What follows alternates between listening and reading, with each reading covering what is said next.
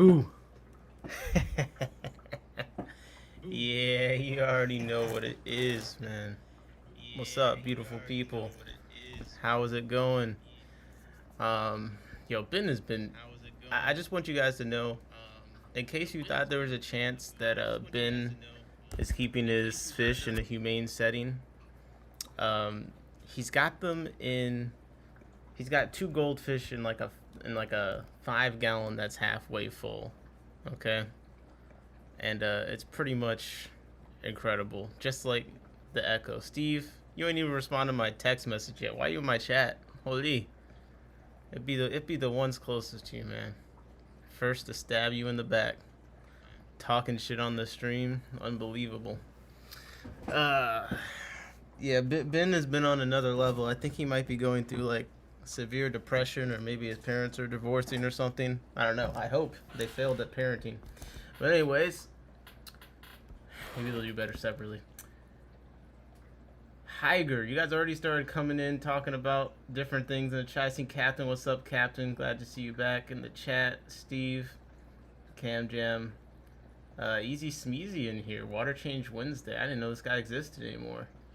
To Platypus, I've never tried to contact Hygger customer service. You gotta hit up Hygger Nicole, man. That's the only person that exists over there, apparently. Louise, replay crew. Yep, good night, good night. Gonna be up early at 4 a.m. That's right. Get them fish. Get them fish. Snap to it. Snap to it. How's everyone doing? How's everyone doing? JP, I saw you hardest working. What's up, Zebra Aquatics? Andrew in the building. Pond Puppies. Hello, hello, hello. Nick Dix. Yeah, you got me there. You got me there, Steve. I do take forever to respond. That's true. All right, man. I was bullied into streaming. I was bullied into streaming today. What's up, Atkins? Definitely. I don't know, man. I was feeling the energy to stream. I was feeling, inspired, and then we were talking in the Discord. It just kind of got it out of my system. I was like, my work here is done. But apparently, we got to come on the stream with everything. You know what I mean? I can't just, I don't know, sit in my room, hate my life. You know what I mean? So I put it in the description instead. But there was an interesting video I watched. What's going on with my Candidae? They're going good. I didn't get anything from the eggs they laid last time, but they all looked infertile to me, so I didn't expect anything. What's up, Mexicali? Hardest working fish streamer. I want to be the hardest working fish tuber. I was so close to finishing my list of stuff today fast enough that I could edit a video. I was so close. And I missed one thing. And I'm trying to catch all these fish. I'm supposed to be taking some fish Louise's way. Friday, I'm supposed to be taking some stuff from people around here down there. I got to go with Bamba. By the way, Jesse, let me know what your availability is Friday morning, because that's probably when I'm headed up your way. We definitely want to stop by, see them plants. But I saw an interesting video. I shared it in our Tanks Discord. If you're not in the Discord, listen. If you ever want to see like the real thoughts in my head, bro, join the In My Tanks Discord. Okay. In My Tanks Discord. A lot of times the stuff I come on the stream with, like the conversation will start in there.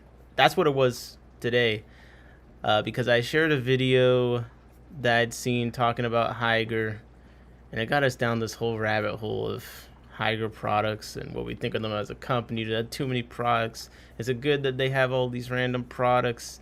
Blah, blah, blah. And I thought we really talked it out, but apparently everyone thinks that this needs to be done on stream. So here we are. What's up, D1 Fish Guy? How's it going? How's it going? So let me pull up the video that I was looking at. Okay. I guess I gotta put my headphones on so you don't get... You have to complain about echoes again. Is that what's about to happen? Olé. But let's start the video that got the conversation going today. and then we'll just get into it. Oh man, I'm just starting a topic immediately, bro. I got so much more yapping to do. What's wrong with me? Heck.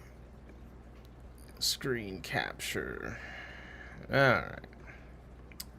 Here we go. So this is the video right here.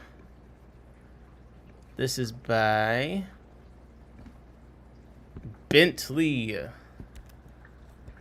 Pesco. So I had to make it bigger for myself, so I gotta actually read it. All right. So I had seen this video popped up on my timeline, the TL, as you say. Ben, can you take me out a timeout? I need to. Ben, the only thing that there's nothing you need to show me. There's nothing you need to show me. How have I been the only one experiencing low viewer count? I mean, my views have never been high, so how could I notice the difference? All right, so first off, Ben Pasco, not a channel like I'm super familiar with, and that like I've watched every single video. I've watched a few videos. I'm subscribed. I've seen a few videos. I don't think we've ever talked about this guy's videos on stream before. I like people that like just give opinions. You guys know I consume opinion content. I love it. I love giving opinions. I love listening to opinions. So it seemed to be a fish channel that at least recently has been embracing giving opinions, which I like. I enjoy. So when I saw this video titled Hygger, My Love and Hate Relationship, of course, did a little clicker. You know what? Since you guys always get on me, we're gonna hit the like. We'll even hit the like button. Okay, come on. Pro endorsement. Maven said Bentley's cool. He's in my fish club. Oh shit, dinosaur cosign. Let's go. Ben has a 15-gallon. All right. You know what? Just for typing the word Ben, you get banned because you are Ben. Oh my god. Okay. So, made this video, and one of the things interesting about this video isn't even the video itself. It's all it got a lot of comments. You know what I mean? Like, this was a topic, and then of course when I brought up in the Discord, the response there too, like people seem to be thinking about Hygger a lot right now, and by that I mean people are trying to figure out how they feel about them, like, because Hygger's in this interesting place where their products are recommended enough, like they're starting to become a real brand, and we've seen them put LFSs, like boxes and LFSs. They got like the orange and green, like it's a recognizable color scheme with some nice packaging and stuff. So like before it was kind of like faceless Amazon brand with a billion products. Now it's like they kind of are developing a recognizable brand with, and on the boxes, like and on their website, they're starting to name products like with names you might actually be able to pronounce that isn't like a couple of letters and like 50 numbers. You know what I mean? And as that transition's happening, it feels like people are trying to figure out, okay, well, what do I think about these guys anyway? D1 Fish Guy said in the last 48 hours, a 70%. Sorry, just asking out of concern. Yeah, I haven't. I guess I have to check. Mods, anything related to Ben, just give the account the 24-hour ban. Okay, he's been going crazy on me. Like, yo, he legit stalks me. So on TikTok, you could just join anyone's live. If I join anyone's live just on a casual, like, say hi thing, within 1 second of me joining, Ben is there. It's starting to get a little bit unhealthy. Like, I appreciate you, Ben. I think it's a fun meme, but like, bro, you're following me everywhere. It's getting kind of weird. Shout out to Mexicali for managing to type all those names out. Like, you gotta imagine he's on the phone, like, doing the little peck thing. Shout out to me. You can teach your old dog new tricks. Come on. Mexicali said Hygger now has root tabs, nutrient subs. Yeah, so Hygger also has a lot of stuff they're bringing in too. Now, what's interesting is what Atkins just said. I liked a couple of Hygger products, but most just look like Alibaba and Temu products. The thing that I think is funny about that is basically all the aquarium product companies. You know what I mean? So, am I supposed to hold that against them? I don't know. Like, everyone else seems to do it, so what's the problem? Now, on the other hand, I've been saying, I've noticed a lot of people are ordering stuff off of Alibaba and things more and more. Like, already at the beginning of this year, like everyone's ordering this goddamn critter collection cup off of Temu or something. Like, I think 5 different people have told me they ordered that recently. You know what I mean? So I think also more people are actually ordering stuff off these sites themselves, and realizing that some of these brands lights are on there, but like it's not really that unique to Hygger, you know? Kizimoto's TV said, "Stop." Jesus Christ, it's Ben again? Yo, Ben, you really got some mental illness, man. Seek help.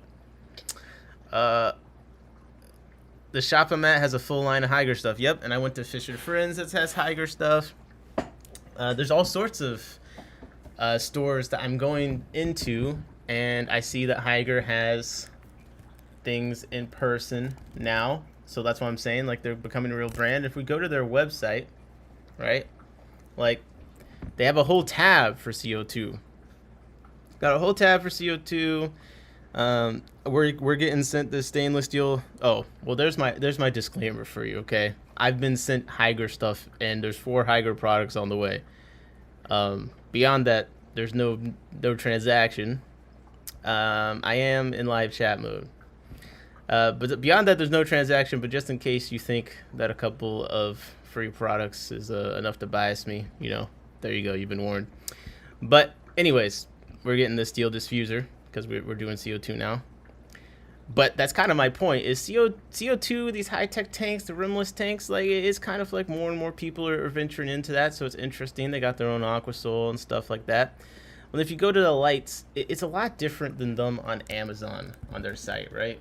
Because if we look up Hygger light on Amazon, it's more of the classic, a billion descriptors in the title situation. Like, we could never possibly identify these by name, like advanced LED aquarium light, like 15 full spectrum fish. Like, it's just just a mess. They got a billion things. And of course, there are other companies like Aquaneat, and I know they own one of them. What was that? Someone else said another. Oh, Pawfly, I think is one of them. There's other people on Amazon doing a similar thing. But if you go to their site, like, slowly they're starting to at least give things like, look, they've decided this light is the Hygger planted aquarium light. Okay, this is what they're going with.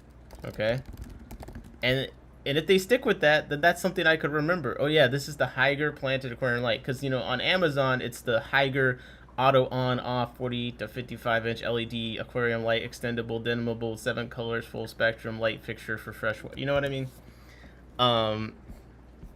And then, like, the pendant light, they have the Hygger Max Pro plant light. Okay, that's a name. All right, so it's baby steps. Okay, baby steps. Steve said, I definitely wish they'd clean up their product lines. Yeah, so before we even get into the video, I guess just to say that Hygger, I think, is going to be talked about more and more, because I think they're becoming more and more relevant. It's harder to just say that they're just, some Temu brand or whatever, because even if that's what they're doing, they're bringing in products that people are enjoying. And more importantly, they're bringing those products into physical stores, which kind of brings them past just being that, like, Amazon brand, Once you start going into stores, like, that is something a little bit different. That is, okay, this is legit, right? It's not just drop shipping. This is taking some work. So that's just kind of my thing. Like, I do think the cleaning up of the product lines and stuff, it kind of seems to be what they're starting to do. You know what I mean? So with that being said, this video generated a lot of comments. Okay, and the comments, in a lot of ways, to me, were more interesting than the video, because I didn't realize there were so many people out there that, kind of had similar thoughts to me, and some different thoughts. So the one that stood out, I know we all like Rebecca. Okay, freshwater ichthyology. She wrote a long ass comment on here that I thought was pretty interesting. Captain Critter says, I'm concerned about the materials used in Alibaba products. It's commonplace for them to cut corners and use dangerous substitutes, i.e. using automotive grade versus food grade lubricants, advertising low concentrations of forever chemicals. In my opinion, it's not worth risking a few bucks versus your... Wait. Are you saying you think that the lights that look the same as these brands on Alibaba, like, are actually not exactly the same? Like, would you not want to order a Hygger product, a seeming identical thing to a Hygger product off of Alibaba versus ordering it from them? Is that what you're saying? Lubricant, Steve says. Yeah, that's interesting. Okay. Well, Rebecca left this comment I thought was kind of interesting. She said, Hygger might be the only brand who provides wave makers that are good with LPH for the cost, but also a much lower wattage. Otherwise, for wave makers, it's paying marine tax, so for the same wave maker, I'd probably be paying 4 times as much. They're largely hassle-free to deal with. The wave maker is never faulted, it's silent, etc. Eheim is kind of silent, not cheap, and we know they last. Fluval, on the other hand, they're loud, cost the same price, and like any other Fluval electronic, stop dead after so many years. I've now been 2 wave makers, 3 external filters, maybe 2 heaters, and 2 U4s because eventually they just stop dead after blips are not working. Planned obsolescence. I think not by time, but how often you service them, blah, blah, blah. And basically, listing a bunch of things about other companies that she does. Like she said, OSA has improved potentially since the past. But I think the interesting thing here is Hygger does have some specific products that are pretty good for what the price is. You know what I mean? Like, a lot of these other established brands, like, they also kind of have a lot of products. Like, it's not like Fluval has a small amount of lights and heaters. I want to go to the actual Fluval website. Cap is a point. You never know which of the dozen factories make the same looking products of the ones that Hygger uses. It's possible that another MFer cuts corners. That is a good point. I didn't really think about that. No, I didn't. I really didn't think about that. Also, it's convenience. You know what I mean? For me, I haven't ever ordered off of some of these Temu, Alibaba sites because I just don't feel like waiting for shipping and stuff. Where it's like Amazon, I'm gonna get the shit like immediately. That's kind of worth it for me. And I'll pay anything in shipping. So it's like, I don't know. What do you value? I mean, to me, when I go to a place like Fluval, like, okay, they've got a bunch of different lights. They've got some accessories. They've got 3 series of heaters: T series, E series, M series, and P series. Okay. I've never even seen this air pump. What is this? This kind of looks funny. You said manufacturer? I like the way that I said it better. Anyways, like, a lot of times people say they have too many products. I don't think the issue is they have too many products. I think the issue is none of the products have a cohesive name that you can remember, so like it's confusing. But like, a lot of other companies have a bunch of other products. I also don't think it's necessarily a bad thing. I kind of like the options. You know, we enjoy window shopping here. I like being able to scroll through a billion random products. You know what I mean? That doesn't really bother me. Let me go to the Wave Maker. Yeah, they do have a lot. Like, God, they just got so many options. But like, I don't see that as a negative. Captain said, I worked in manufacturing for several years. Factories that work to make big brands will use the same molds to make dupes. They substitute materials with cheaper ones to sell them for cheap. Well, see, Captain, you just totally solved the Temu argument for me. I mean, that's fine. The other thing that I see people say is like, okay, so like, look at this comment. Okay. I'm still upset. My favorite Hygger light is impossible to get now. I got 2 back in 2022 and they're amazing. I have dropped them in my tank like 20 times, no problem. They light up a 40 breeder amazingly. The 32 watt was only like 35 bucks, and it was very wide, which I prefer for my wider breeding tanks and ponds. Now every light they make is half the width and uses less LEDs, leading to a focused beam of light and not wide to even distribution. They're not powerful enough to hang up, etc., etc. So this idea that, well, Hygger, any other products could disappear at any time, you know, be able to get again. I mean, again, that's not something unique to them. I could think of several aquarium.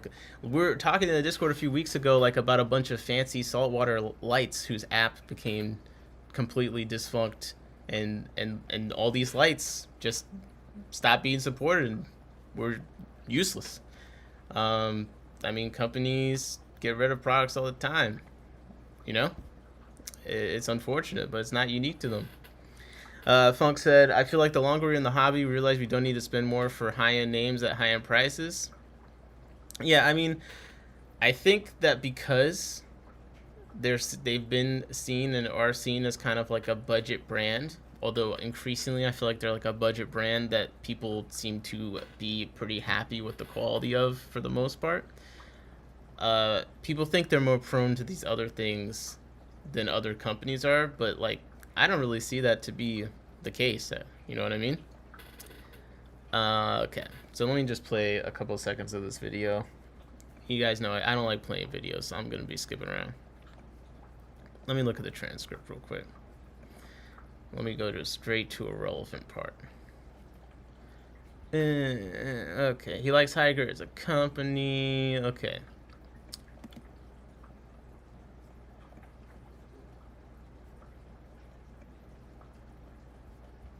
One second.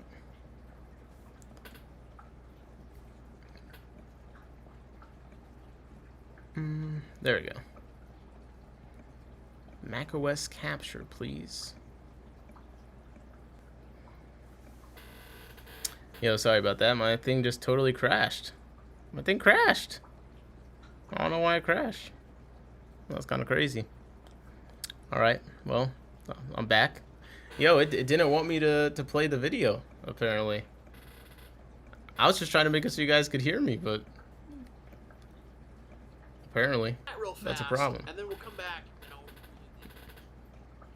Alright.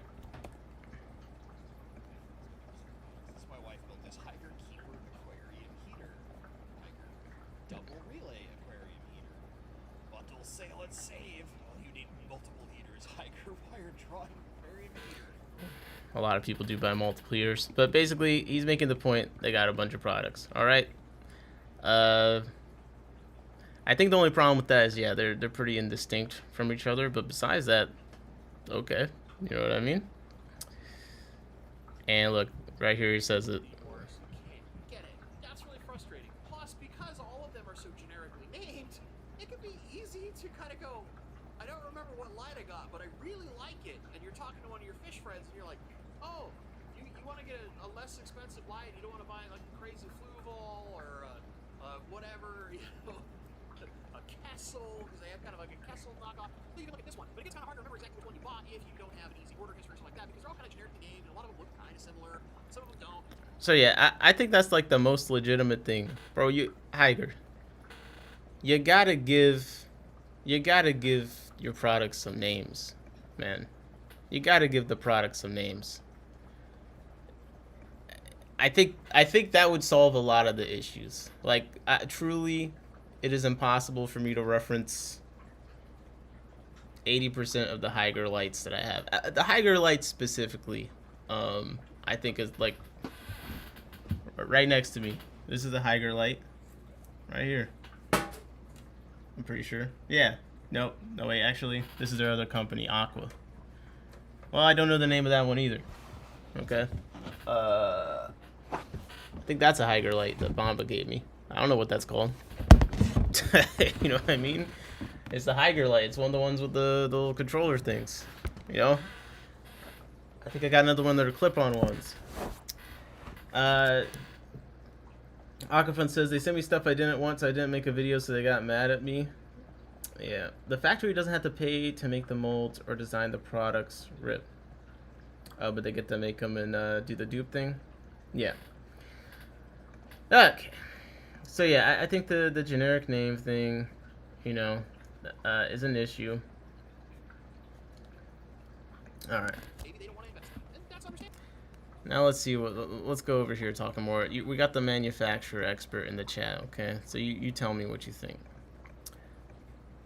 Like, I feel like at this point, Hygger has established themselves as a brand to where they could go to a Chinese manufacturer and start designing something they want. Now, granted, that takes a lot of work. It takes effort. There's R&D costs. There's things like that.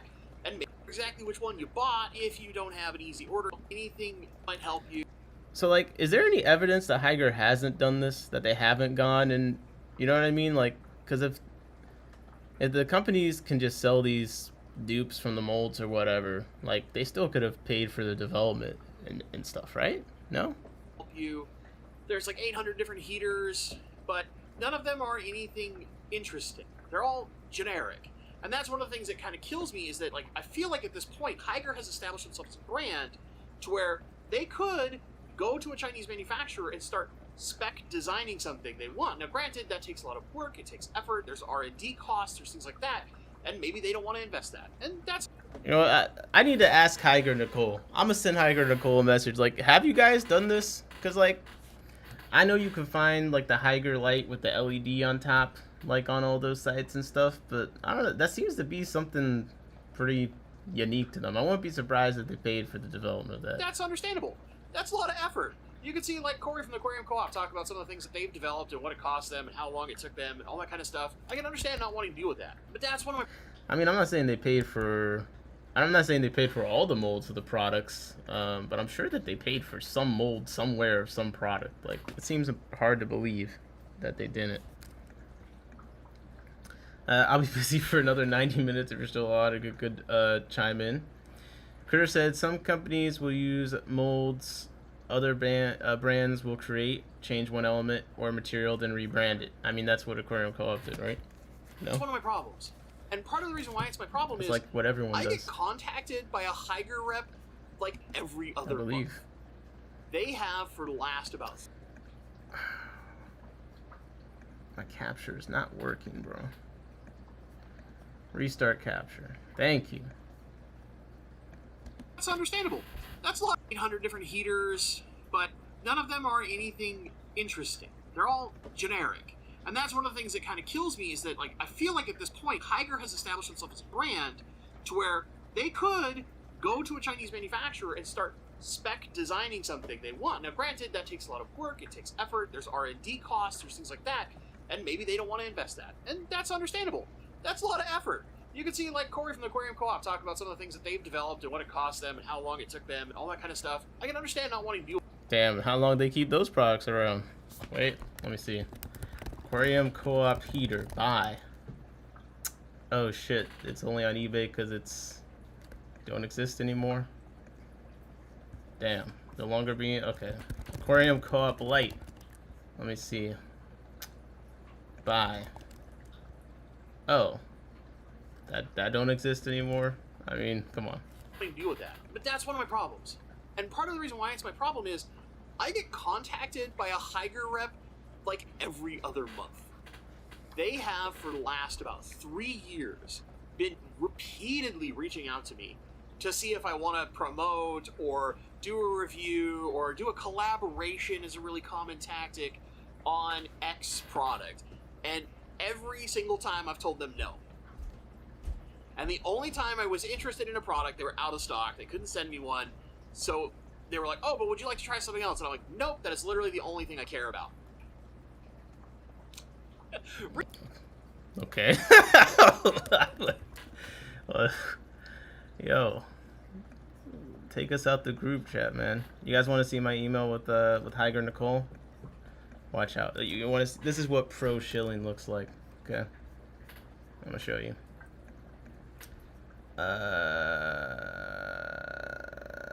Let me show you what my emails with Hygger Nicole looks like. All right. So here we go. So I said, hi, Nicole. Thanks for reaching out, because they actually messaged me after we did the stream on the fish tank. They reached out again. So I said, thanks for reaching out. Here I gave my list of things that I wanted or that I'd be interested in. So I listed some lights, I listed some wave makers, I listed some heaters, I listed the steel diffuser, and Nicole got back to me and did say that the 2 lights were out of stock. All right. Now, to be fair, at the time where I sent the email, I did go and check the website, and on their actual site, some of the stuff was, like for instance, I asked about the UFO planet light. I mean, it's out of stock on their site. So I kind of don't really see an issue if some of these higher demand products they don't feel like sending me. You know what I mean? But luckily, I sent like a long ass list because they're sending me the 2 wave makers and air diffuser. But then I asked about another light, and they recommended this light. I took a look at the light, and I took a look at the heater they sent, the alternative heater, and I said, man, this heater looks like shit, and I don't want that. And I looked at the light, and I was like, I noticed the box. Because, see, this is one of their newer boxes, right? With the green and stuff. So this is something that they've named the Hygger Slim Aquarium LED light. I'm like, you know what? This would be a light worth testing out to see if it's any good. You guys are giving it a box and a name. So I said yes to that. So we're getting the 4 items. And we're getting, you know, the stuff that was in stock. Seems fine with me. We'll see if it's any good. Moneyless Maven says Nicole is the one who contacted me. Alright, but let's see why he brought up this rant about the out-of-stock review product. Recently, what has spawned this rant is this filter I saw from Hygger. Because every once in a while I like to go look at some of their products and see what like the newest thing they're bringing in from China is. And see, what he says there is so interesting because that's what I'm saying. I like that they bring in a bunch of random shit because it's fun. It's fun to check to see what's going on. So let's take a look at this Hygger backpack aquarium filter. All right, 6 watt for tanks. Let's see, 30 gallon. Okay. Let's see. We got it here on a rimless tank. How it works. 3-stage filtration. Okay. Got a filter. Is just out of my own morbid curiosity. And I saw this hang on the back filter, or hang on the side. Maven said they sent me the first version of the filter. What did you think? Hang on the front, hang on wherever, right? And it had this really cool pre-chamber that is designed to suck up. Yo. What are these? Someone tell me what these fish in the back are. They just look, all the they look like a lot of fun. The muck, and it has its own outlet valve, so you can just put a bucket under it, open that up, and drain this little pre-chamber of water that holds all the muck and gunk, and it keeps it separated and protected away from the rest of your media, so you don't have to surface most of the media that's in like little trays inside the rad. And I'm looking at it, and I'm like, looking at the tubes, I'm like, I want to make sure this fits one of my aquariums before I decide to buy one and try and test it. Here's where my frustration kicks in. Okay, so he thought the filter looked cool, but it's only for rimless tanks up to 12 millimeter thick. This thing, and I've shown a little, hopefully the video I could steal from their website, but at least a picture of it. It's only designed for rimless aquariums. Because that's much more popular in Asia. It's more common to basically have nothing but rimless aquariums, so that makes sense where it's manufactured in China. But in the States and parts of Canada, rimless aquariums are not like the standard. And you literally look at my fish room here. 3 rimmed 40 breeders. Well, it won't fit a rimmed tank. There's just not enough clearance. Man, I guess you shouldn't buy it then. Yo, does anyone in the chat got a rimless aquarium? Because I got like 8. I feel like I don't like this. Oh, it's because they're popular. Rimless aquariums are popular in China. Like, bro, did Petco not just put out their own line of rimless aquariums? Like, they got their own shallow rimless aquariums. Like, rimless aquariums are kind of they're kind of trendy right now, man. It kind of makes sense. I've got several lights. I've got the Fluval what is it, the fluval light that like goes over the square one. That doesn't work on any rim tanks. I got a couple of clip-on lights that don't work on rim tanks, so it kind of makes sense that there would be a hang-on back filter for a rimless tank. You know what I mean? Clearance in the tube at all. You said, Raven said I got 4 frameless. Well, frameless it would still fit on, right? Because the top doesn't have the thingamajig. Frameless aquarium. A couple fish said no, no, no. What do you say no to? What do you say no to? Alright, anyways. You don't like rimless aquarium? Oh, you're just emoji spamming. You're just flexing the emojis. I see. Frustrated me greatly. It also would not fit one of my acrylic tanks, because some of my larger tanks are acrylics. Instead of having a rimless aquarium, when I get to larger tanks, I tend to prefer going toward acrylic. Alright, so he's mad that a filter designed for a rimless tank doesn't fit his tanks that aren't rimless, and this is because Asia likes rimless tanks, and Hygger brings in Asian products. So yeah, I'm not following on this one. I got it out pretty fast, but a lot of the like Chinese manufactured lights that are not expensive, your more economical lights, the second you drop them. Yo, which light is it manufactured in China? Please someone tell me. Like, I'm pretty sure a lot of the expensive ones are manufactured in China. You know what I mean? Like, what is this? It's not like just cheap things are made over there. The expensive stuff is made there too. Let's see. Where is Chihiro's lights manufactured? If it's not China, I'm sure it's somewhere. Oh yeah. Okay. Look, Chihiro's. The most expensive light I can name off the top of my head. We are passionate aquarists and creators behind Chihiro's, a brand trusted worldwide from China for its advanced lighting system. Where is Weak Aqua manufactured?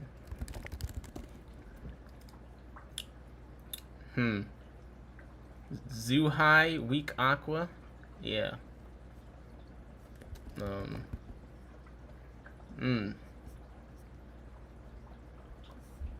I'm just gonna go ahead and assume that this is gonna be a Chinese address, huh? Yeah. Guangdong, China. Okay. Last time I checked, these were not cheap brands. You know what I mean? So I'm pretty sure basically what I'm saying is, yeah, I'm pretty sure all of the lights and products, like cheap and expensive, are made in China. So to me, it just that's why I find these videos interesting, because my question is always, is this unique to Hygger? Is this criticism unique to Hygger? The answer is almost always no. Now, I think the one that is most possibly unique to Hygger is going to end up being the naming scheme, because there's not a lot of distinct names, but then at the same time, as we've seen, they are starting to name a few products, mostly the ones that they're putting in person. It's not the most creative names ever, but they're starting to name a few products. Alright. A couple of fish said, Hygger is losing touch with the damn American tank ideals. We need big loud tanks with huge rims and a lift kit so I could put 4 Oscars in it as God intended. I mean, that's kind of the vibe that kind of gives me. When people, like, I think just in general, it's not just talking about Hygger and stuff. Like when people say, cheap Chinese manufacturer, bro, everything's made over there. Like the best stuff is made over there. In my opinion, the best bang for your buck, maybe. I don't ever really crown very often the best, because there's always multiple solutions to a problem, right? So I kind of wanted to have a little fun. I wanted to complain. My wife made this really cool. Yeah. Like, well, he just wants to complain. I get that. I thought was fun. You're not taking it too seriously. Kind of both had a little bit of a laugh. But that's why I like the channel, because he just gets on and just like rants about stuff, which I can appreciate. So I get it. I get it. advertise, I get a little frustrated because I want to play with the toys, and I've only got one tank, and there's no way I'm putting some hang on the back nonsense on this really nice tank I'm trying to set up with my wife. I want to put it on one of these, like my guppies, right? It'd be a perfect little filter for my guppies. So just hang it right here, have a little... If only they made hang-on backs for the rim tanks, man. Sounds like Bentley, bro. You gotta treat yourself, man. You're just gonna have to replace it with the rimless tank. But the low iron glass is worth it, honestly. My dream is to have all rimless tanks just for the clarity alone. That would honestly be fantastic. That's kind of what it sounds like. You can live your dreams, man. I believe in you. You're just gonna have to bust it down for that rimless, or at least, dare I say, a frameless. I just noticed you're live. You need to get on that terrestrial abuse vibe. Smart person said all UNS tanks with 45-degree mitered edges. Captain said also the made in stamp is BS. So long as you have the last substantial modification done in country, you can say it was made there. Yeah. Yeah. Okay. So let's see. Let's see what the people are saying. So first of all, Hygger Nicole, of course, was this is the hardest working brand representative. I mean, it's got to be like 20 people running this account. There's no way. No one person has the time to do all this. Thanks for the feedback. We appreciate it. Yeah, we have been starting to design some special good products. So, depending on how you interpret this, perhaps they're actually going to do what he's hoping they're gonna do. So that's another reason why making videos like this is good, because Hygger Nicole's up in here. Maybe they'll hear the request and it'll make a difference. So shout out to Bentley for putting some thoughts out there. Camgen said Hygger stuff seems better than the garbage I bought at Walmart. Like the airline splitter feels like it'll break if I look at it wrong.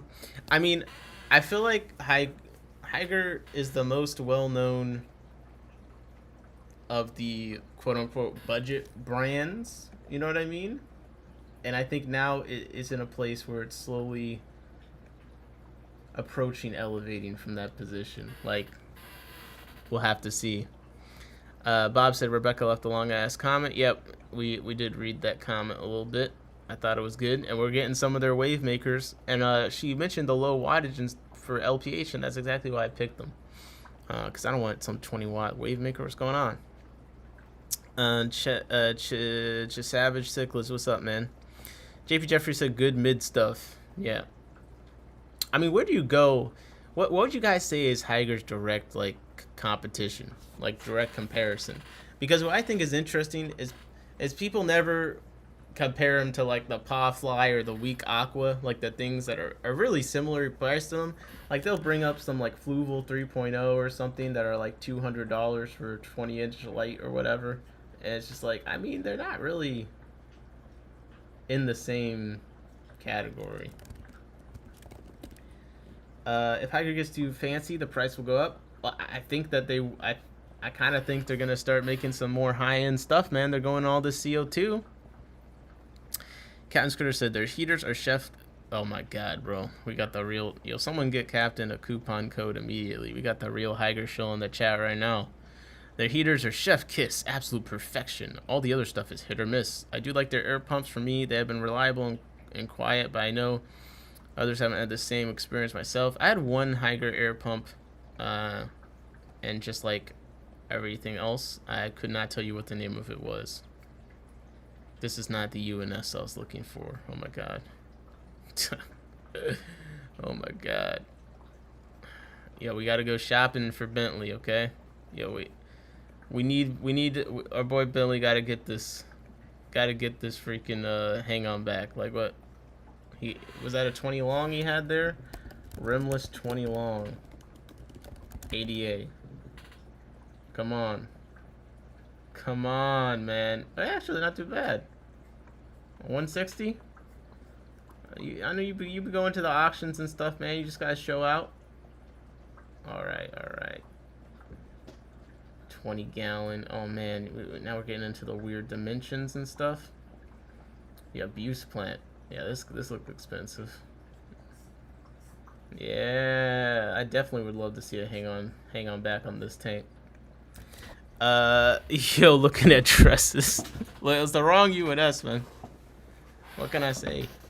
What can I say? Yo, this chair is loud as hell. Holy crap. What's with me? All the chairs that I own, it's like they're decrepit. I need some WD-40 or something, bro. Steve, throw me the lubricant. Pause. Alright. So, John Ebson says, I'm more likely to try Hygger or Aqua than one of the alphabet soup brand names. At least you can find the brand again later. Good video and good laughs. Yeah, see? It was a good entertaining video. BTQ4110. So this video made me laugh. I understand the love-hate with Hygger. They make so many products and some are really good. Some are just okay. My favorite Hygger product I just love is the Hygger Smart Light, which they have been making for at least 15 years. The Hygger Smart Light. Is this it? I'm Googling the Hygger Smart Light. I'm trying to find it. Is it this one? Maybe so. 15 years? I have it on most of my tanks. I've also tried the Fluval Plant, Chihiro's, Nikru, and others in the mid-range. I always come to Hygger Smart. Oh, this comment got really long. The app, they like the app. It doesn't crash like the Chihiro's app. It says the Hygger Light is mid-price too. The price is important. Okay, so I feel like a lot of these comments focus around the fact that they appreciate the quality for the price that they're paying. Okay, Bentley. I understand where you're coming from. No manufacturer has a perfect product, though there are ups and downs. I do use a lot of Hygger products, and some suck, but the ones I use regularly are because they work and are just cost effective. You mentioned products that someone liked but are no longer available. Well, co-op lights and heaters, which I still have and are working fine, are no longer available either. So it is what it is. And the co-op heater especially is pretty similar to a lot of these Amazon heaters and stuff out there, so it is what it is, man. Rest in peace. Yo, speaking of aquarium co-op, guys, my next aquarium co-op hate prediction is begun to come to fruition. Okay, hold up. You thought I wasn't gonna mention them 4 times and not get sucked in?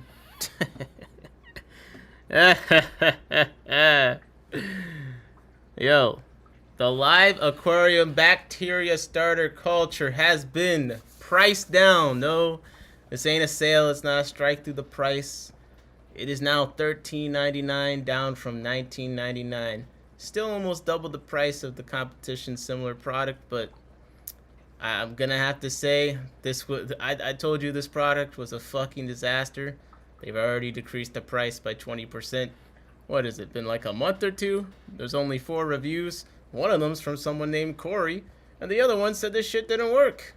So, yo, I don't know, man. I don't know. Yo, this person, N.M, verified by Shop, they gave it 5 stars. They haven't even tried it yet. Super excited to try this out after watching the Project Beyonce video on Co-op's YouTube channel. Yeah, this seems like a human. A human definitely left this one. I mean, I don't know, man.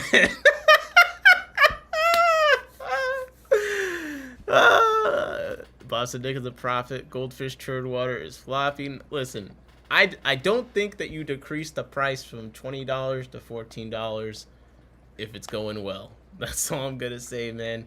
Listen, Aquarium Co-op, they need some bread badly. So please go to your local RPP, the giant green wall stuff, buy something, anything. Just anything green. Help a brother out. And maybe give this product here, just buy it. I wouldn't recommend using it, but listen, we gotta support small multi-million-dollar businesses, right? All right, moving on from, I had to get that one in there. I had to do it to him.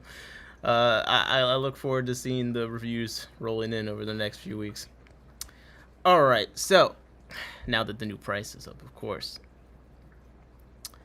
We got someone saying one of their heaters gave them an electric shock. Okay. That can't be good. This person said, I have 6 Hygger wave pumps, 5 settings, now running a year. Love them. When a controller screen scratched, they sent me another one. Okay. I was hesitant on buying heaters just because of how many they had. I ended up getting 3 of the same kind in different sizes. But a year and a half, and they're still doing great. I got some lights. They're okay. They could be great, but for now, they're okay. There's so many, like, I feel like so many, what's up, Jose? I feel like so many takes in this comments, like, you would expect them to be, like, way more one side or another, but it's mostly kind of like middle of the road stuff, you know? So I feel like people do understand the position that the company plays in their life. Oh, look at this guy. I'm done with LED technology and have switched back to T5 HO. I hate the brightness of LED. I'm making this statement because Hygger puts out a lot of LED stuff. Thank God everyone else isn't using LEDs. You know, it'd be a disaster. Funny, I doubt there are many aquarists working on Hygger that would be able to suggest mods to existing designs for their own brand. Probably just a bunch of statisticians looking at sales metrics to decide on which existing SKU to slap their name on. Yo, Hygger Nicole, if you're watching this, yo, you gotta give me the truth. Have you guys actually paid for the development of any molds? Or are you just slapping on existing SKUs? Come on, give me anything. Maybe you told them to change the logo on a button. That counts. You're off the hook. Yo, you off the hook. You guys are deciding shit. Like, bro, we'll take anything, okay? You tell them to change the color of, you know, the heat inductors or something. I move this diode like 2 centimeters. Whatever it is, I just want to know, okay? Their products are trash, and now a lot of influencers are using them. As they move along a few months down the road, heaters are failing in droves, and people are losing fish. Don't take this personally. I'll never trust someone who sent a free product and does a video. They regurgitate the same pitch. I can say whatever I want, and I'm not being paid, but you're shilling trash. Alright, I think I saw another comment by someone I knew up here.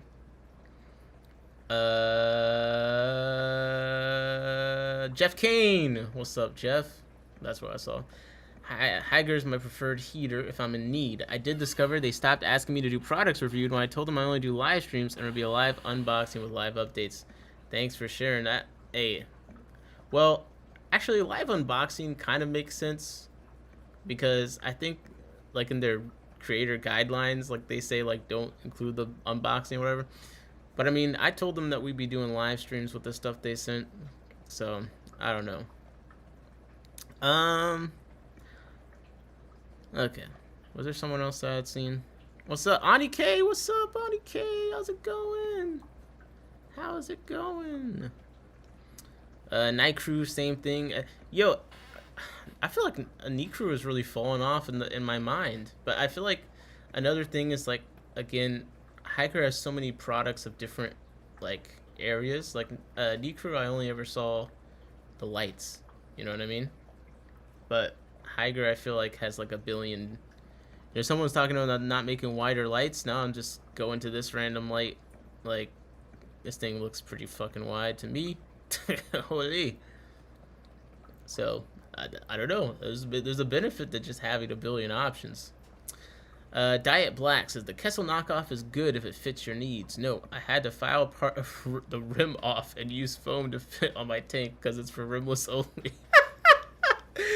So he bought a rimless only product, but see, unlike Bentley, he couldn't be defeated. His desire for it was so strong, he filed part of the rim off. Wow, that's dedication.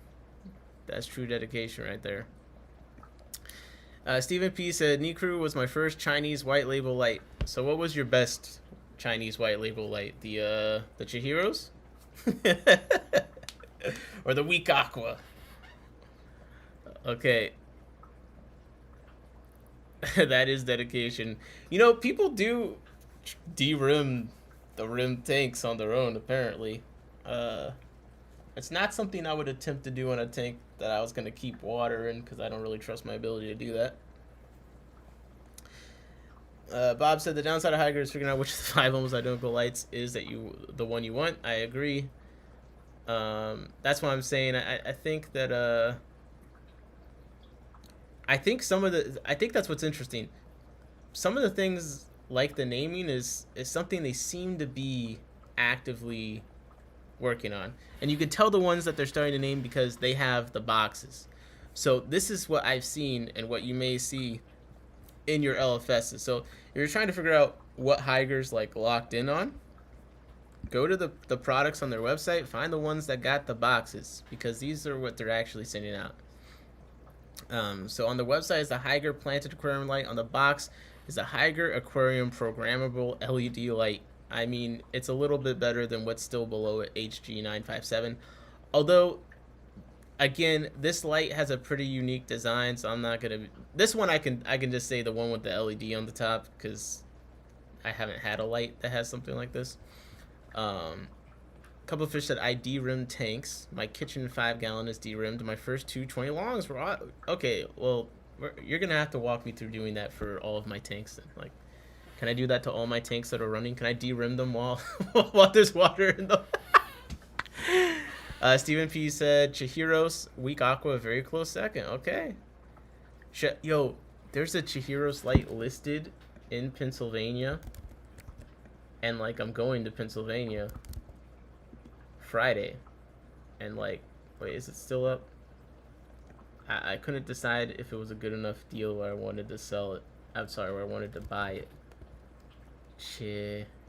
Chihiros Aquarium Light. Let me see if it's still up. It might have been bought. Damn, bro. I think they might have snatched that one up. See? You snooze, you lose. I'm waiting for the used Chihiro's Light to just pop up, man. Oh, wait. I think it is still up. Potentially. You guys tell me. You think this is a good deal? 1 second. Chihiro's WRGB Slim 45 Aquarium Plant Light. They had it at $90. Now it's at $80. It's been up for 4 days. Okay. And they show we got 35 watts, IP43. Damn. Rest in peace to that tank. I don't know, should I go for it? Where the hell is Enola, PA? Oh shit! It's in Harrisburg. I'll get Jessica to pick it up. Oh, that's gonna take a lot of convincing. Yo, I get Jessica to pick this up for me. Is it a good deal? No? It's half retail? Is that good enough? What up, Nick? Chat that. What's up, Jacob?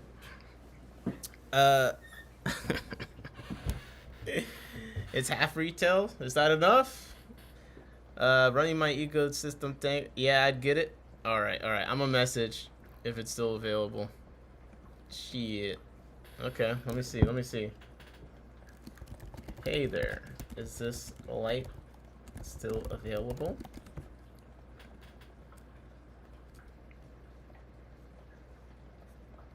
Okay. I sent the message, guys. If they respond while I'm on stream, I'll let you know. Okay, I'll let you know. Okay, but regardless. Hygger. What have we not covered? What have we not covered already? I'm just trying to think of anything bad about them that I could really say besides the naming thing. But I kind of like that they have a billion things. I think also the problem is, like, people are like, oh, they need descriptions of what the lights are supposed to be for. I'm like, I feel like they got descriptions of the lights. Like, they got the picture of what the controller is for them in the photos. Like, I don't know. Sometimes I feel like people are just being too lazy. Now, I get the not knowing which one is which thing. I get that. But, like, oh, so this one, I guess, is one of the ones they're locked in on. So here we go. Hygger Sun Moon LED. Ooh, Hygger Sun Moon. It's got a box. So I think this is what's going to be the change, though. Is like seeing this in person, in stores, in the box is going to be a lot different than the Amazon listings that are Hygger 18 watt smart aquarium light, Bluetooth LED light with app control, full spectrum fish tank light with 24 light cycle, 5 modes, adjustable time with toilet 8. You know what I mean? So I think that's what's going to really make a difference with people actually knowing what the hell these things are called. Not a case of that. Yo, industry news alert. Industry news. Okay, industry news. There is a new best sponge filter on the market. You guys already know what the fuck is going on. Do I even need to tell you what it is?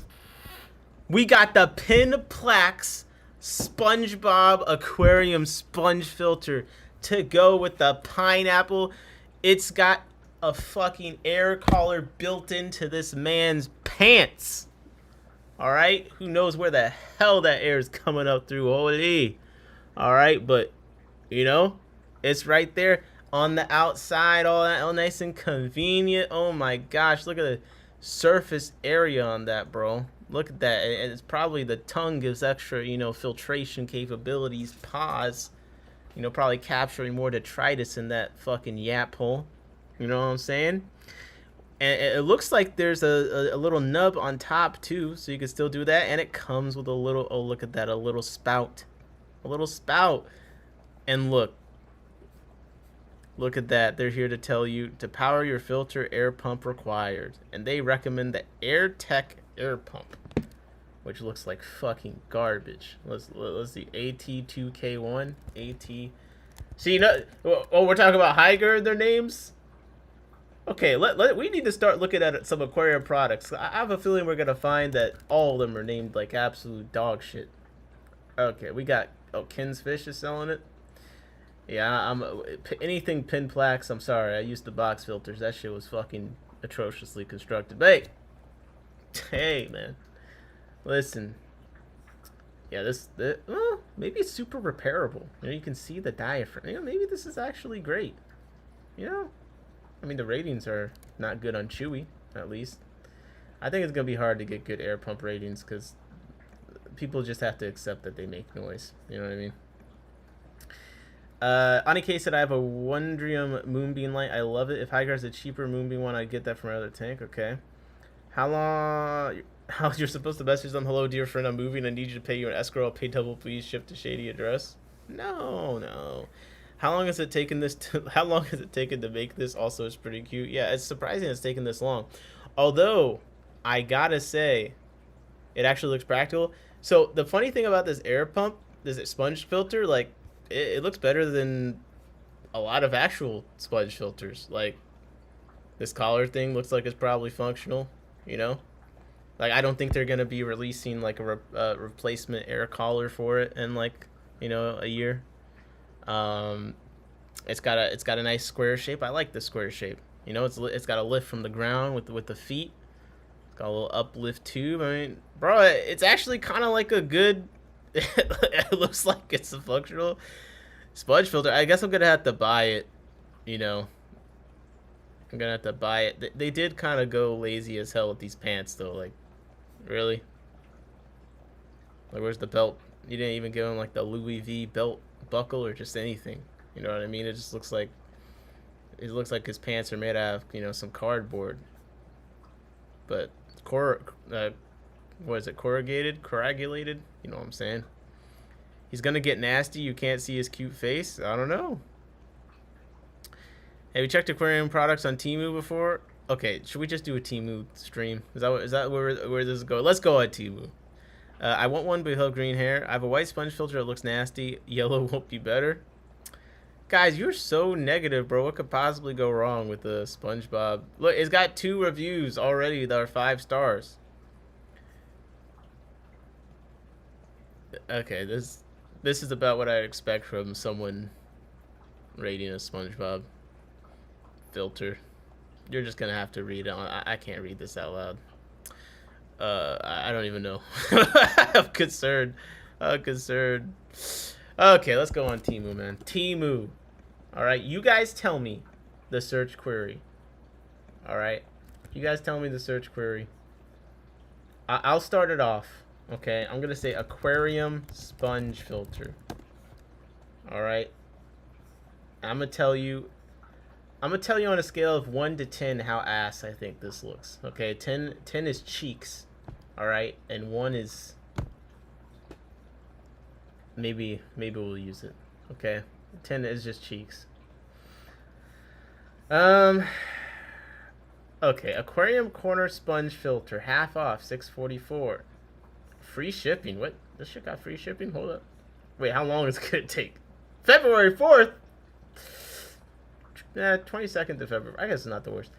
These filters, I feel like in theory, should be everything I'm looking for. Air powered, corner shaped. I wish there were more corner shaped stuff. We got aquariums made of, they got a lot of 4 corners. Like, it'd be nice if stuff just fit in them.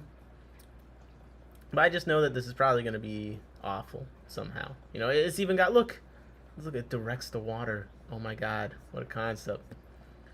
What a concept. But I'm going to give this a 5, alright? I'm going to give this a 5.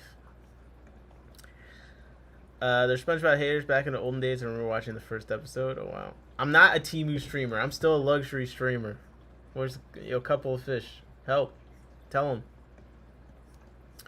Temu does free shipping. A bunch of items will come faster than they project. I have one of these corner filters. It's handy. It works well. Okay. If there's something we see you guys like enough, I will buy it and try it out eventually. Okay, so we can add this one to the list. Okay, if 3 different people in the chat say a product should be tried, I will. No, 4 people. I'll consider trying it. Okay. So I'm giving this a 5 on a scale of 1 to cheeks. But actually, now that I see how big it is, pause. Yeah, I'll give it a 3. This actually, this could be good. Wait a second. This could be good. I got those from Timo and Christus. They work on my turtle ponds. Yeah, hold on a second. Now, I don't think I've shown you guys this. So speaking of which, I've been making some sponge filters. Okay, I've been making some sponge filters with uplift tubes. Basically, I'm taking PVC. I'm drilling an airline-sized hole in it. I'm sticking some fucking airline in it. I'm putting a PVC elbow at the top, sponge at the bottom. Who knew? It works great. I put them on like 10 tanks, bro. It's beautiful. It's so beautiful, man. It's so beautiful. All my sponge filters now have uplift tubes. Okay, it was that simple. Get a 3/16 drill bit. I just don't even know. I don't even know what I was doing. I just been overthinking this. Like, even something like this, like, now I get why people just like make a sponge filter. Like, yeah, I could just, get a container, throw some rocks in it, stick a PVC pipe in it, drill a hole, call it a day. Mississippi Hippie Sherry said, "Hey y'all, what's up? What's up? Get the tall one, not the short one. The short one is cheeks." Okay. I'm glad you said that, because yeah, when I see any sponge filter this size like this, that's like a box type, it's cheeks. So we're rating these on a scale of 1 to cheeks. The small one definitely cheeks, but this tall one, the one that's big and girthy, pause, like this looks like it could work. Okay, 3-piece. If these are the small ones, I basically have these, but they're not that. They're basically the same price on Amazon, so you're not even saving any money on that one. Okay, some of these, their prices aren't even low enough. Like, some of them you're not even saving money on some of these. Any sponge filter with a suction cup on it is a no for me. These dual sponges, in theory, should be great, but they're cheeks. Every single one of them is cheeks. The one that actually is powered in itself, I think, actually worked pretty decently, but I had nothing but issues with clogging on them, with them staying stuck to the wall. But Ross has a bunch of things that are basically like this, again, that he made, where it's just a tube, he put a sponge on the end, he's got the airline. So like, I think something like this for creating flow is actually great, but the suction cup thing, I'm just gonna have to create a bunch of magnets that I can just make anything a magnet hang on, and then I'll just do that and have a bunch of PVC, sponge on one end type situations, and then just have a magnet keep it on. I think that's what it's, because there's a lot of cheap magnets. I just need a way to like attach it to the thing and then make it so it doesn't crack the glass. You know what I'm saying? Definitely DIY filter better. Let's make a bunch and do a video testing them out. I mean, I don't know if I should be the one making a bunch, because I'm be honest, my DIY, like, it might work, but I'm not making anything that people should replicate, because it's going to look terrible. It's not going to be straight. It's not going to be level. It's not going to be appealing. It's not going to be competent. But, like, it'll work. You know what I mean? But I'm down. I'm sad that I'm in the part where I'm like, yeah, DIY, because like I don't really like doing DIY. Like it takes a lot of time. I'm like lazy, but just the amount of money it costs to, you know, outfit however many tanks I have, you know, over 20 for sure, each with a sponge filter I like that does the airlift tube thing and blah blah. Like, it's too fucking expensive. If I can buy one big long piece of PVC and a couple of elbows, chop them up, toss them on, like that solves a lot of my problems. You know what I'm saying? It really wasn't that much work. My cousin has the dual section in the most crystal clear water. Okay, okay. If you get into reptile aquariums, you DIY all the time. Yeah. Yo, we found the SpongeBob filter blueprint. Wait, this is the SpongeBob filter. Look. Oh my god, bro. Oh my god. Oh my god, bro. My heart is broken. Oh my god, bro. SpongeBob is just a rebrand. White. It's a SpongeBob labeled Temu product. No. No. They yellow labeled this. No, look, don't tell me this ain't the same. Tell me this ain't the same. No. Oh my god, bro. Don't tell me, bro. They whitewashed a sponge filter and turned it into SpongeBob, man. It used to be black. Shit's crazy. Oh, they got the piece. Look, they got the pieces all pieced out there. It's identical. Oh man. Oh man, bro. Oh, I ain't been this sad since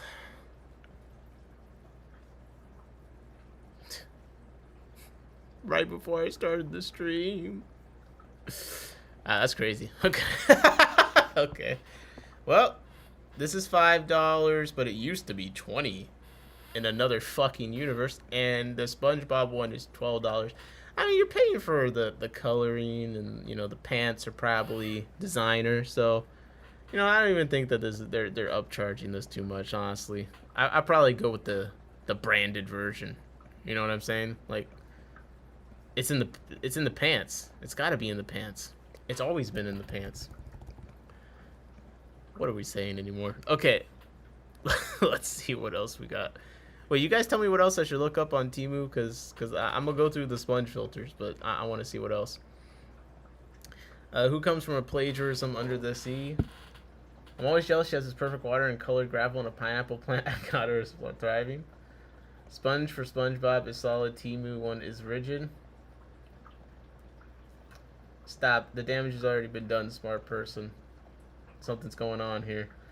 D1 for Sky After if you mostly both look the same. Bro, by the time that it would get to the point where they would look the same, that person would have killed their Petco betta fish and gotten out of the hobby and listed their tank on Marketplace for $100. Okay, so I'm not worried about it. Oh, now this is fire. 3-in-1. 3-in-1. Oh, we gotta buy this. 3-in-1. 3-in-1 mini fish tank filter. Yeah, the construction quality on this looks absolute ass. Yeah, this is something that I should DIY. I could DIY this with a toilet paper roll or something. Man, I can't believe they took the time to even take photos and upload. They gave us the most depressing possible picture. You think the duckweed in this container makes it look a little bit better for the betta fish? Really? You put it in the Temu Super Ultra Flow whirlpool, then added some duckweed and called it a day, like you did something here. I mean, at least what is this, butcher's block on the table? Like, I'm trying to find something positive to say about this. Okay, I'm really not. Search for rimless aquarium. I wonder what you get. Okay, the light and pumps are pretty good so far. They haven't failed me. All right, rimless aquarium. Yo, we're doing Bentley. This is for you. This is for you, man. Yo, we can't give Ben a free fish tank. We got to give it to Bentley. Yo. $18. new ultra clear glass hot curved fish tank is hot. Square mini aquarium with artificial grass and mountain. Wait, what? And mountain landscape. Ribless design for. It doesn't come with all this bullshit, does it? Super clear hot bending cylinder. What does this mean? Small aquarium is 2.5 gallons. There's just no way. There's no way that this is real. I mean, for $18, I'd rather. Okay. Almost sold out.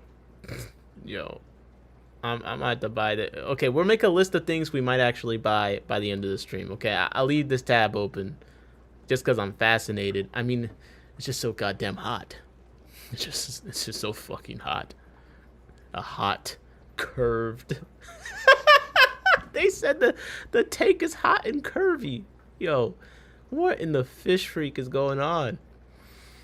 Okay, we got it. Yeah, any cube that's over $40, I'm like, just shove it up your ass, bro. I'm not buying that. I'll wait for it to be a marketplace. Like, I'm sorry, I'm not spending $200 on a fucking cube. Now these are like the frameless that I get from Louise, but they're like $44 from her. Yeah, some of these prices, man, they ain't even that good, man. I got this exact tank, and I got it for less than on here, by like $30.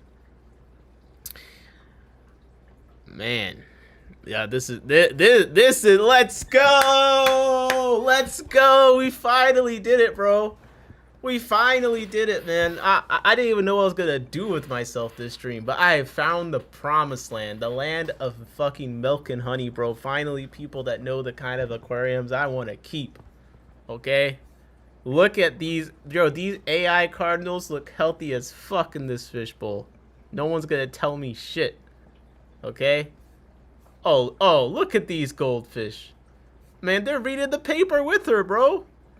They're reading the paper with her. You think they're miserable? They're literally enlightened. This is like the Library of Alexandria for them, man, before it burned down and shit. You know what I'm saying? But they're underwater, so that ain't a problem. Like, and it don't break when you push it off. Forget about the fish and oh, you can stand on it. This is yo.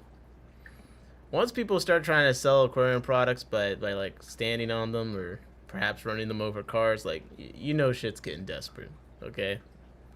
A 52-second Temu video for a fucking plastic bowl to abuse fish in is insane. We really need the United Nations to get to work on people like this, because I don't understand how these international criminals are allowed to operate in the face of human rights and animal rights freely. But at least they get to read. Oh, look, they even got art. And a succulent. Oh, this is just... this is just... And you very good point, D1 Fish Guy. It's rimless. It's rimless. Very good point. Looks well seasoned, JP said. Yes, yes. Ooh, okay. There you go. Sturdy, large aquarium with lid. Clear, leak-resistant design. Suitable for fish, turtles, and aquatic plants. Perfect for use in home, office. Why is home lowercase, but offices and everything else is uppercase? This is like you just threw everything out the wall. Okay, we'll give it a built-in plant holder. We'll give it this. We'll give it that, and we'll pick glowfish. Yeah, the glowfish are actively struggling to breathe and are terrified because they put a turtle in with them. What the hell is going on here? Yo, what? They're gonna get my channel taken down. What kind of fuckery is this? Yeah, no one looks at. Yo, they got the cat fishing on top. Jesus Christ. Bob says the turtle begs for... Yeah, bro, the turtle looks miserable to be there. Oh, no.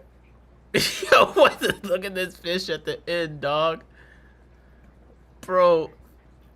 This is terrible. Oh my god.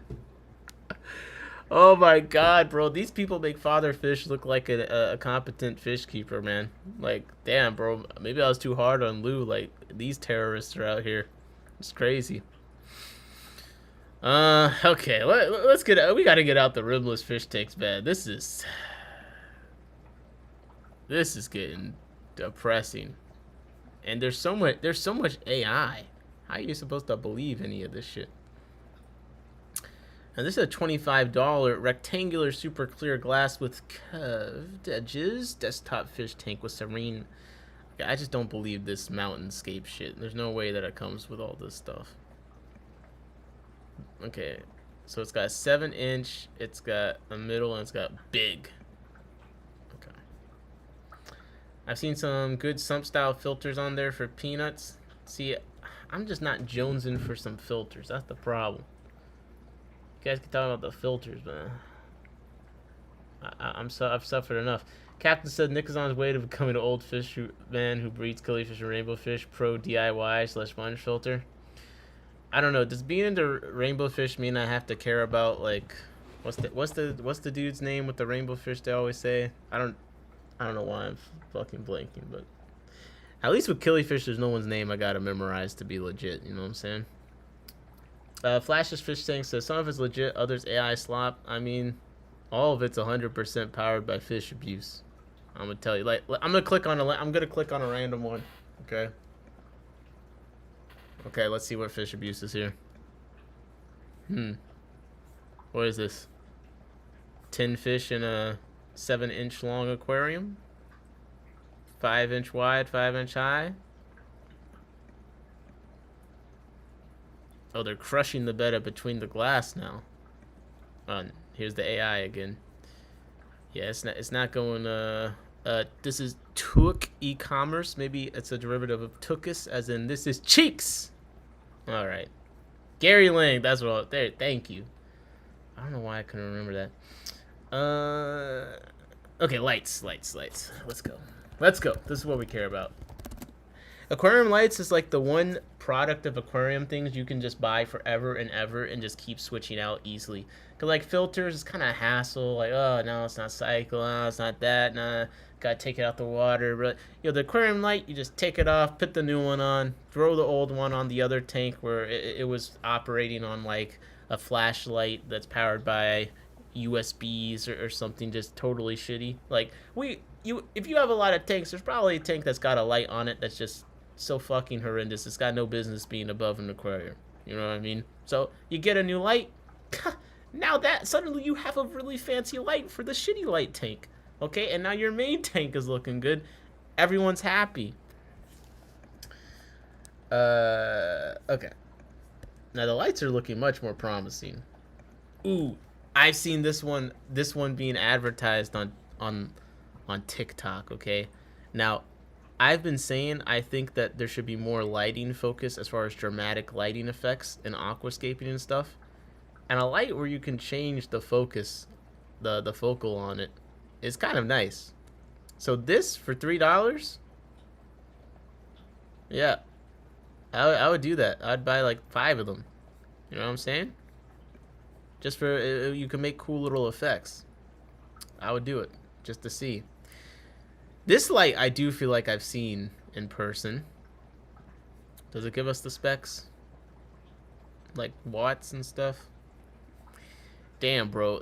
They're incapable of showing me a tank that doesn't look fucking horrendous. I mean, this looks like they literally bought some fake lawn material to throw in here. Then we got a volcano. Like, they're just throwing everything in these things. On any case, I just need a new light, yes. Smart person said I have one of those lights that came with a small tank I got from Team. It's nice, it's fun to turn. Okay, the lights are the one thing I might buy because I think you could really make some cool looking effects in aquariums with them. Like, I think that's an underrated concept, but I don't know, will the color be nice and clash with my aquarium lights? I don't know. Okay, we got a full spectrum light. Oh man, look how thin this thing is. Yeah, I'm gonna break this. I'm gonna break this immediately. I can't do that. Oh. Okay, it's getting bad. I take back what I said about lights looking promising. I don't know. I don't know. I feel like I'm looking at some lightsabers and shit. I don't know what's going on anymore. Okay, this looks like some paw fly aqua neat shit. Yeah.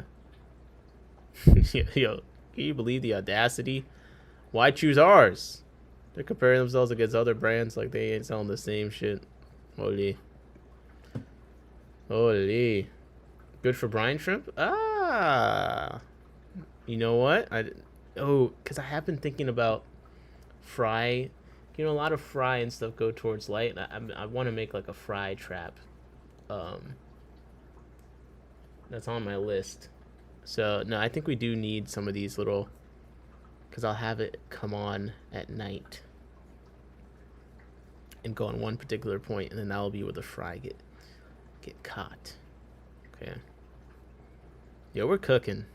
Okay, any other lights? What else should I search? It's kind of getting a little bit repetitive here. Anything good on there?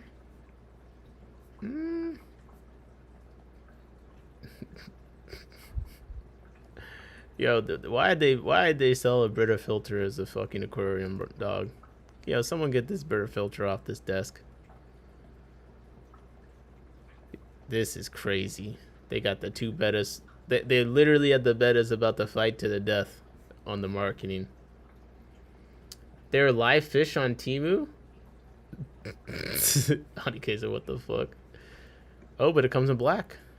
I'm listening. Yo, you make it black? I'm into it. Pause. Okay.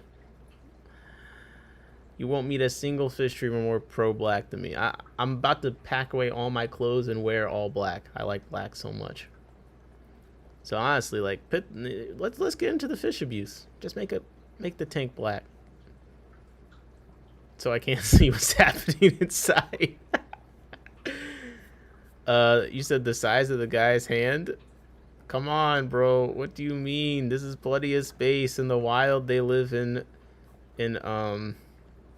what is the term? Small environments. Yeah, this is just... You may as well just get a Sterilite container to sit on your desk at this point. Okay, live aquarium fish? Like, there are live fish on here. I don't believe you.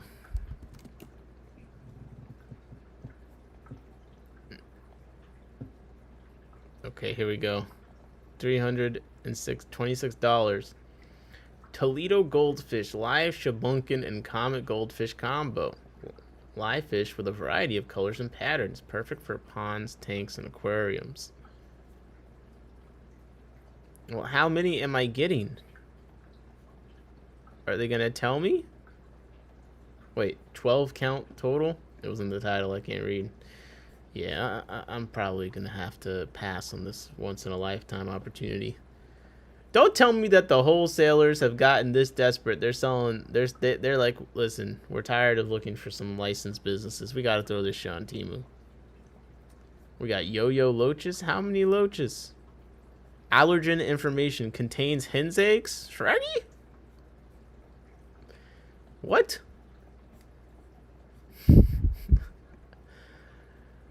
I just only have questions. Oh, Quinn's Fins is on here. Jesus Christ. This is getting pretty depressing. Yeah, I mean, there's no fish on here worth buying.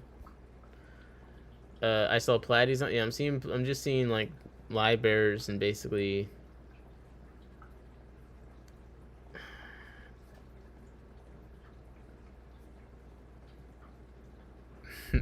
This is bad. Yo, just one press. Easily water change. Powder absorbing. Wait. Wash sand. Whoa! Yo, why they got... Yo, you know why they sucking the fish up, man? No, come back. No. Nemo! Yo, this is crazy, man. They just be openly, like, the products on here just openly say, like, we fucking hate these fish, man. I enjoy making them suffer as much as possible. Like, we're gonna suck them up the tube. We're gonna put them with a turtle in a 2-inch tank. Like, yo, Yo, let's torture these fish. Yo, fuck them. This is the jankiest looking. I mean, I'm sure it works, but I already feel broke enough. If I use this, then I'm just gonna grab some cardboard and go to the side of the road, raise enough money that I can buy a real fucking water changer at this point. Okay, this one on the right, I can almost rock with. It's interesting. It's got the stop valve at the end. That's kind of interesting. The platypus said, "Fuck them fish." I'm gonna go to the LFS and feel morally superior. D1 says you get some nice fish smoothies. Nice fish smoothies from Temu. Okay, now this I would buy. Look how thick these look, like the nice ones, right? What the? Why we got electronic maintenance going on here? Wait, what? I thought it was for the aquarium. I bought the exact one because of the stop valve. No, see, I saw the stop valve. I was like, wait a second, the stop valve is kind of... Okay, let's just look up aquarium. And then let's sort by top sales. Oh, no! Oh, no! Easy install wall-mounted hydroponic planter and bubble aquarium. No! No! Oh, no! The fish is dead in the fucking product. Is that a melon barb? Like, oh, no. Why is this the one topping the sales? They're made of aluminum. Don't buy. What? Oh, the cleavers. Check out the NYC Subway Tiny Shrimp Cave. You tagged me in the Discord. All right. Yo, Captain's so funny. Okay. Live stream. Oh, wait. This is good. Wait, access blocked. Excuse me. It's an Etsy listing. Yo, why it keeps saying access blocked? This is crazy. Okay, it's not letting me open your link. Can you send me a picture so I can put the picture on the stream? 1 second. It's a cute little subway station for shrimp. I do think it's nice looking. Like I get the appeal of this. I don't always like get the appeal of like trying to put this human structures in the fish tank, but you know, this is cute. I get it. Not everything's trying to be an aquascape. Sometimes you just want a cute tank. I understand that. You know?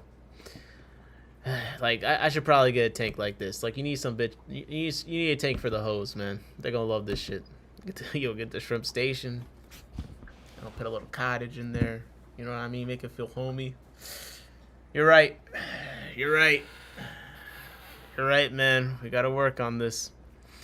Etsy thinks Nick is AI. I wish I was kidding. I mean, something about my intelligence is artificial. Top sales, faith in... Okay, let Captain... This is good, but the problem is we want to see the top Temu sales right now. And that's this. You can power the growth of your plants. This is basically the father fish method, honestly. You're powering the growth of your plants through the dead fish that you provide. The only difference is you're not like finding a fish in an aquarium dead and then like burying it. No, you just put the fish in here and they will die. And your plants will be able to eat on them. I did see the box. Yes, we can search up that kind of thing next. Yeah, this is why whenever someone gets mad at a betta and a 5-gallon, I'm like, bro, stop making it so difficult for people to keep fish. Because if they decide you're an idiot and they don't want to listen to you, like this is what the fucking people are doing anyway. They're putting them in this bullshit. Look, hanging fish tank. Look at. I mean, we should just bring back public executions. That's what people want. They just want to hang people in public again. Cause look at this. They got the fish up on display. You can watch them breathe their last breaths on the dining room table. Holy. There's not a single good fucking fish tank in this top sales list. What's going on? Wait. 18-inch. No, not the. No, it's not a turtle tank. Large, decorative, ecological fish tank for home use. Oh man, ecological. Now this is fucking crazy, bro. The audacity. Why is it a saltwater tank? Yo, the AI is out of control. Man, we are living it. People always like talk about, do you believe in hell? And you know what I mean, bro. If there's a hell, we're in it. This is hell. We live in hell. Like, have you looked around recently? Yeah, bro. I believe it. This is probably hell. The fish definitely think so. Oh, now this is what's scary. No drill hydroponic aquarium. No drill.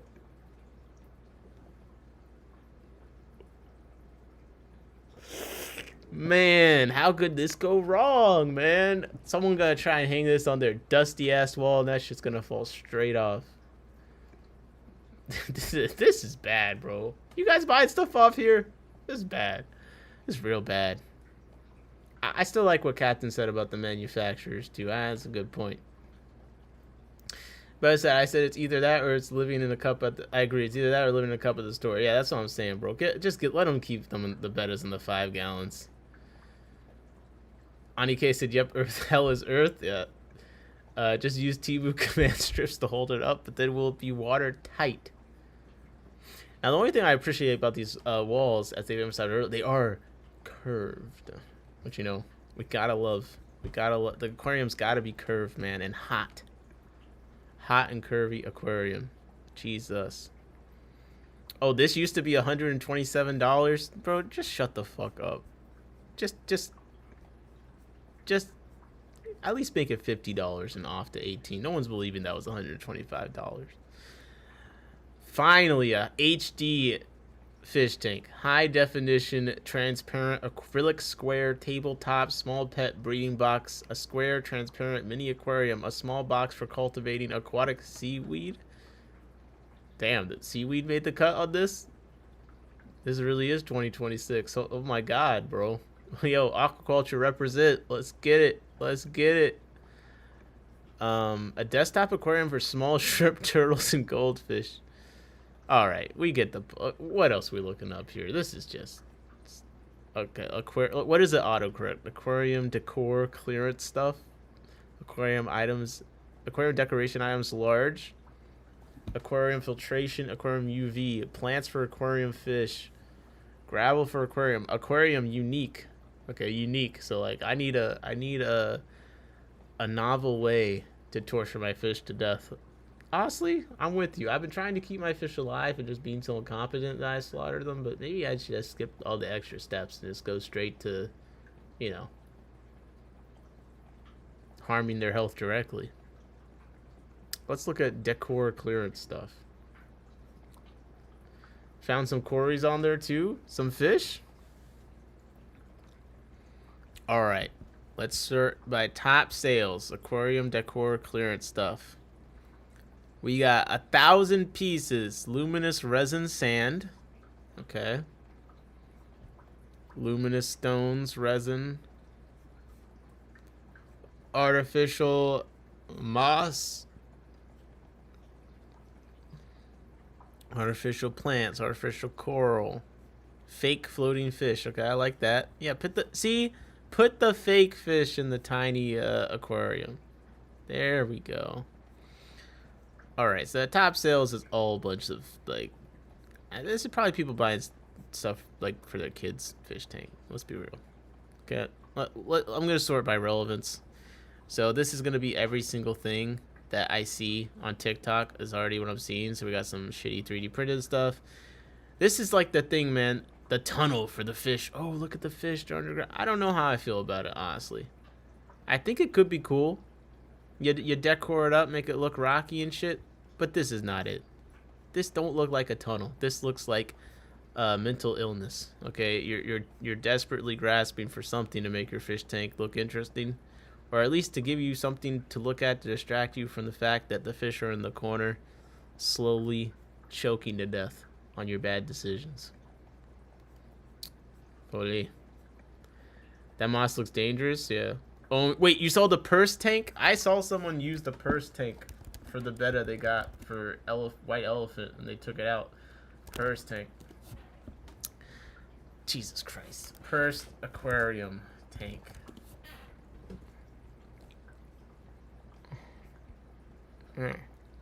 Wait, what? Where is it? Purse aquarium. Now, alright. Well, they don't want to show it to me. I guess I'm just not. I don't know. I'm lacking something.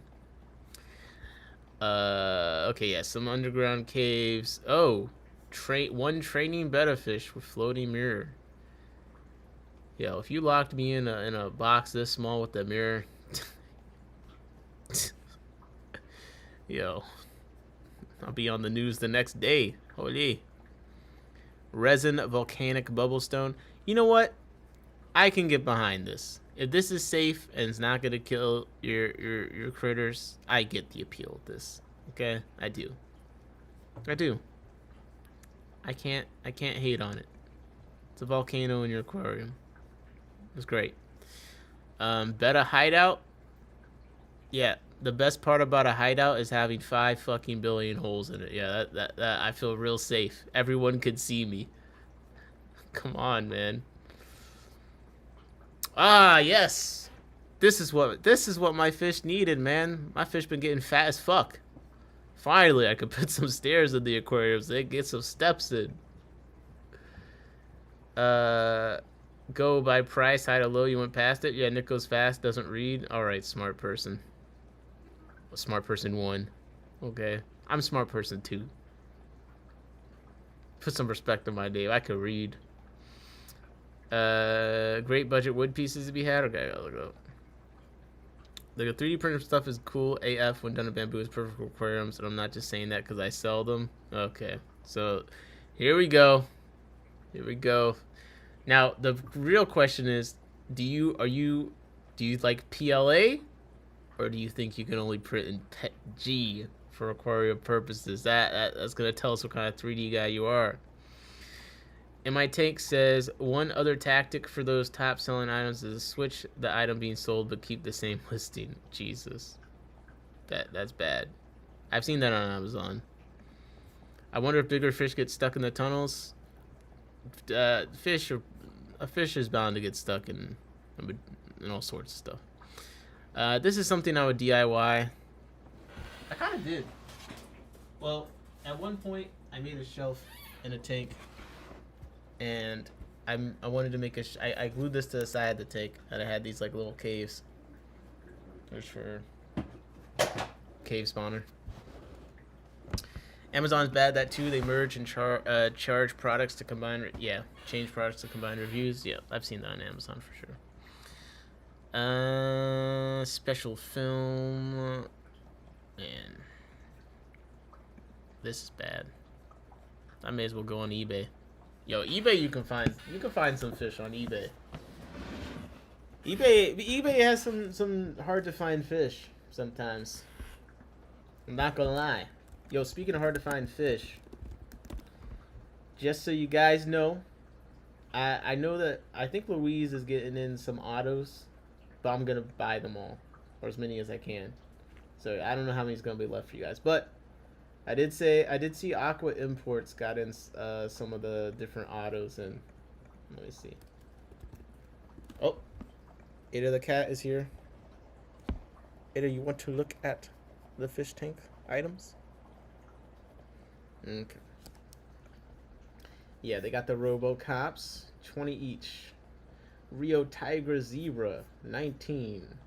And I thought they got the Bumblebee, 20 each as well. Just thought some of you would like to know. Not an endorsement of the site or anything. They might be coming in stock other places since people are getting them in, but I had a notification for it, so I just thought I'd bring it up. Yeah, this week more people should be getting some of these autos in, I'd imagine. But Clear shell for shell dwellers would be dope. eBay fish team expense and or sketch. I don't know. I don't know. Have I bought stuff on eBay? I don't know. Okay. Let's do aquarium critter catcher. Wait, it was right there. Oh my gosh, I'm an idiot, bro. It was right there, bro. Look, it was in the little banner thing. I'm gonna keep refreshing until it shows up. It's gotta show up. It's got to. Stop giving me all these hang on back filters, man. No, I want to organically be served this ad. Please. Please. Alright, I give up. Anybody broke the autocyclist breeding curse? I'm sure someone has. I mean, people have bred normal autos for sure.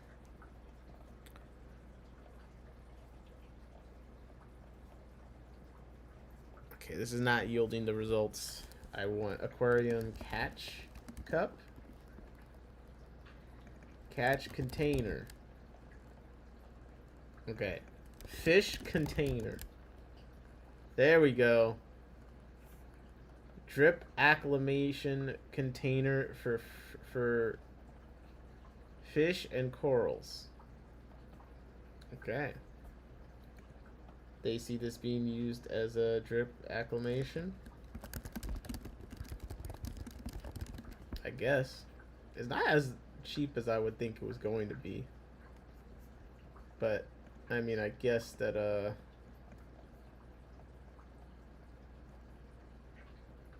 you know, I've seen this before somewhere. I don't know where I've seen this critter catcher before. But, it looks very familiar to me. It does. Alright. They got any bigger ones? This one's so small. 1 inch. Only 2.5 inches wide. That's pretty small. Let's see, they call this a drip acclimation container for fish. Let's see, are there any other ones? This one says small, but it costs $23. What's going on? They're trying to scam us at this point. Pun, I would say that I'm a critter catcher. Oh, I see what you did there. There is just a lot of acrylic shenanigans going on, man. The Coop has those for 20. I think theirs is bigger though. That one was like pretty small. This says that it's 2.5 inch.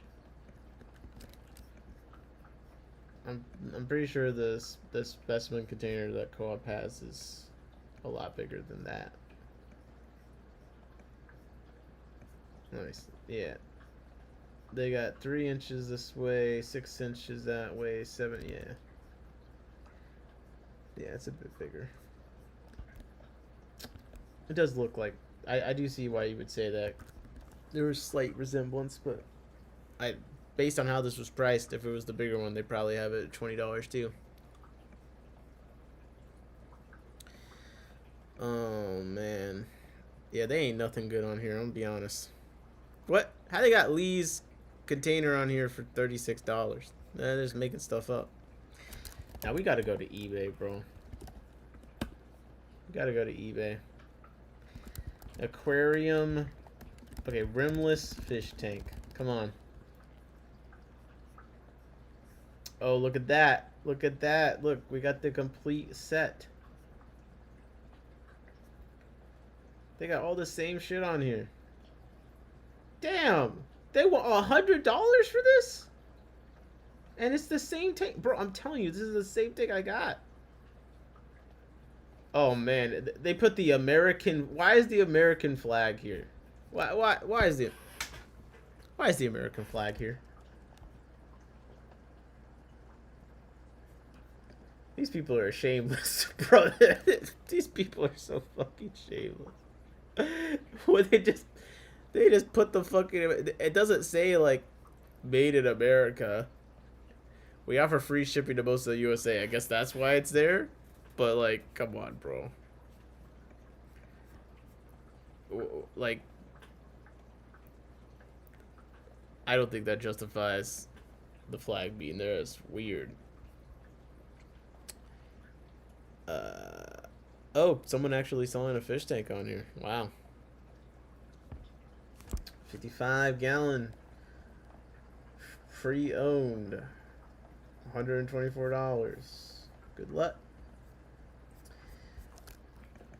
Good luck. Okay. Anything else I need to look up? You said Alibaba. It's just gonna be the same stuff, man. You know what we didn't look up? We didn't look up fish food. Critter says expensive because they aren't designed to be drop shifted. They're designed in a way to be nested. They can be bulk shipped and boxed up. Captain with the facts.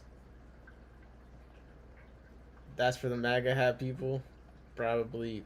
Because of the right angles, each takes up a significant amount of space, and on Alibaba, so the team shipping space is extremely expensive. I see. Okay, so what food can I buy on here? There's gotta be something. There's gotta be something good. Let's sort by top sales. Okay, top sales. We got freeze-dried krill, which honestly, I have gotten a big thing of the krill and ground it into food. I feel like maybe there's something, but I'm not buying this much. Why is it all fucking krill? Okay, let's go back to relevant because this ain't aquarium related enough for me. So we just got pellets and pellets. I've been wondering which. There's got to be a koi pond fish food that's like actually the same as a good food for small aquarium fish. Like, I'm sure there's got to be one of them that they just make the same food for multiple fish, different sizes. We got aquatic foods on here. We got axolotl. Yo, I thought they were selling the axolotls as food. This confused me. Can you imagine the horror if aquatic Foods Inc. was on Temu? Well, here they are. Someone is selling them really overpriced. I don't know what's going on here. Curtis said I spoke too soon. I can't. I thought you did that on purpose. Freeze-dried bloodworms, 25 grams, $45. I'm telling you, there's scams happen. Like, I don't think that there's great prices on Temu, I'll be honest.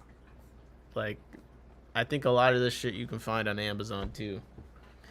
I think you're more likely to get shafted on here, it seems like.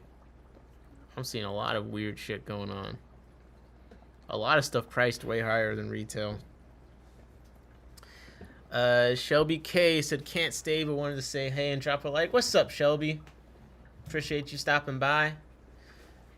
Yo, I know a lot of you guys ain't messing with the TikTok and stuff yet, but man, I've been seeing a lot more of Shelby scaping and things since I've been on there. She's got some fun stuff going on. TDO Chroma, yes, I am very interested in this food, but I mean, this seems like a pretty bad price. TBH. Yeah, I don't know what's going on here, bro. Look, under shopping, you got everyone else got a normal price, and then Temu is the highest one. Alibaba has better prices. Temu and his predecessor are marketed to Westerners that have a higher. Okay, Alibaba.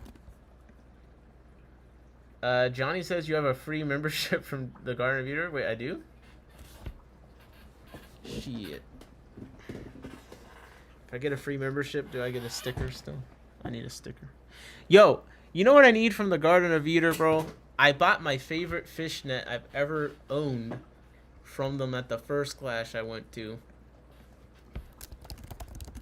And I was saying, we need to find this net. We'll look on Alibaba, okay?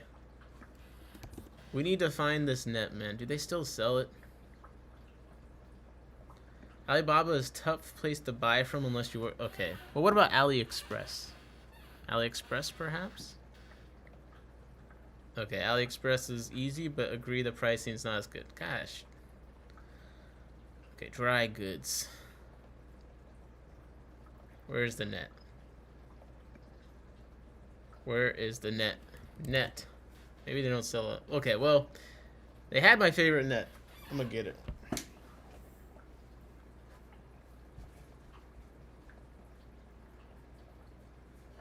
This net is perfect.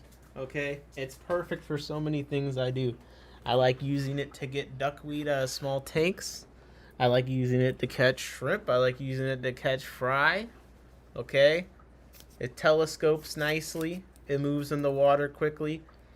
The thing is, the net is it's firm, so I don't got to mess with the direction going back and forth. It go whoop whoop whoop whoop whoop whoop whoop. It's perfect. It hasn't aged the best. It's received heavy use. Okay, it's starting to tear in some places, but this is the best net that I've bought. I'm surprised the handle isn't shaped like a U-turn.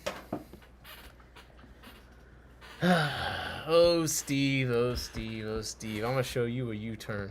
All right, I'm going to show you a U-turn.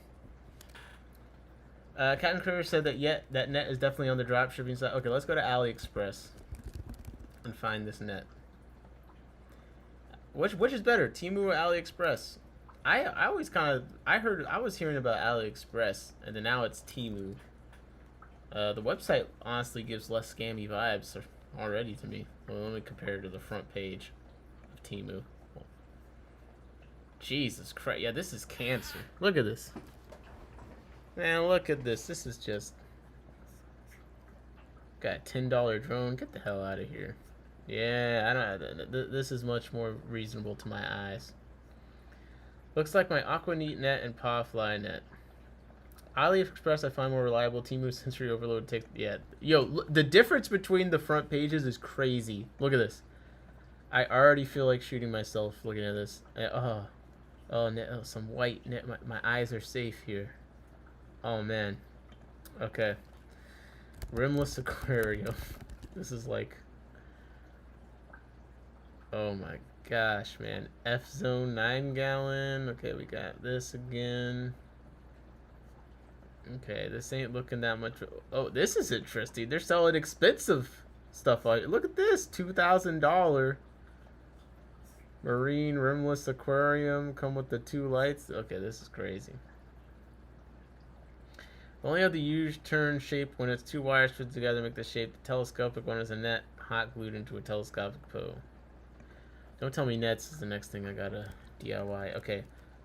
Shrimp. Let's do shrimp net. Because the problem is, here's what's good about this. It's got a thin rim. Very important. Thin rim. All the other square ones, the rim's thick. It's also not too bendy. Okay, it's stiff. I can bend it a little bit if I wanted to, which I do sometimes. Like these ones, their rims are so soft, they're completely useless. And also round nets for aquariums, what are you doing? Like, please don't do this. Aquarium shrimp net. You can buy a helicopter in Ali. They sell food. Jesus. Temu has a significant markup. It's marketed to Westerners. Cat would be saying Westerners like it's a slur or something. I feel like I should be like offended. Like, can someone stop Captain from calling me a slur? She's calling me a damn Westerner. See, this net almost looks like it. And this one actually is better than a lot of the ones I tried, it looks like, because it has the thin rim. Okay, so that's good. But the problem is, I like the stiff net. Okay, I don't like the net getting caught and stuff all the time. I don't like it swishing around. I want it to be open. So that's the one made. But this is close. That would probably be a net that I like, because it doesn't have some of the things I dislike about these other nets. This looks so close to it. Like, this one looks very close. Oh my god, bro, I can't. But is that Is it a stiff net? No. The rim is back. I just don't know what to believe anymore. This is hard.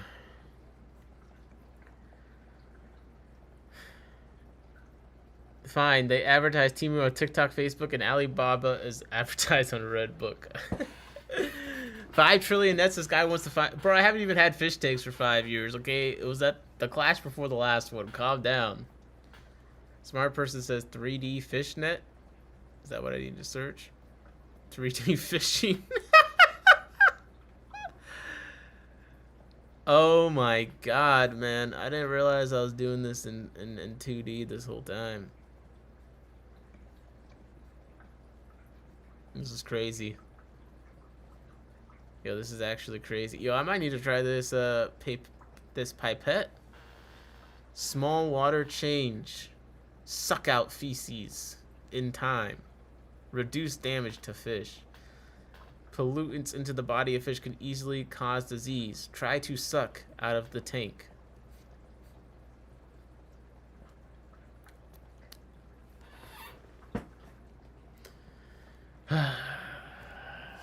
Another day. Another day. This is Trump's fault somehow. I don't know how.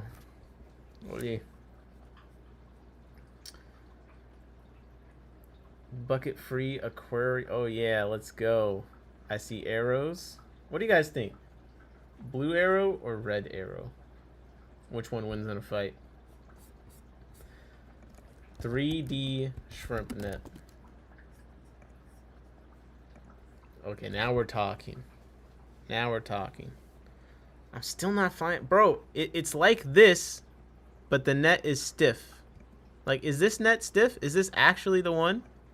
Does it got a hard net? I need it to be rock. So this look too soft. I mean, it kind of looked the same. The stitching it looked the same though. But like it makes it look like it's soft. I want it to be rock hard.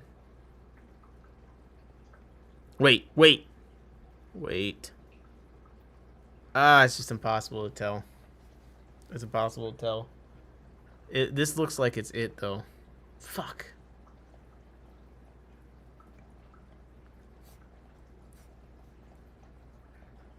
Check out the other ones on the short results. They show them upside down. No, but the other ones that were they had the wrong rim. That's the problem.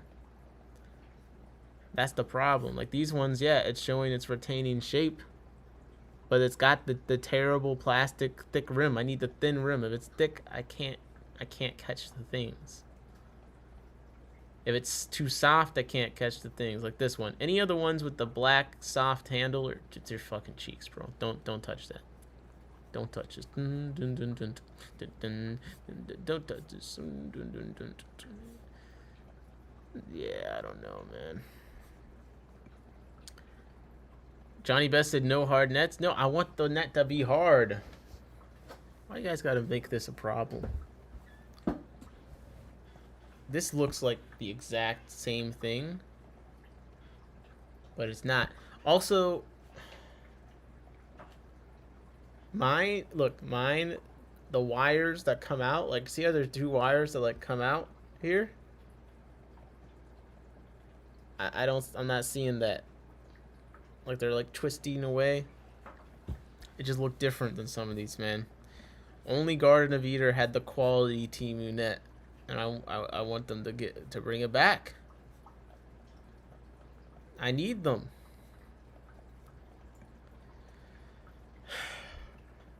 Yeah. It's over. It's over, man. I'll never find something good again. Sun Road Acquire said, hardest working live. Don't you forget it, man. I'm on one. All right, what are we looking at next? Just get it hard somehow. Hairspray? Really, bro? You're trying to kill the ozone?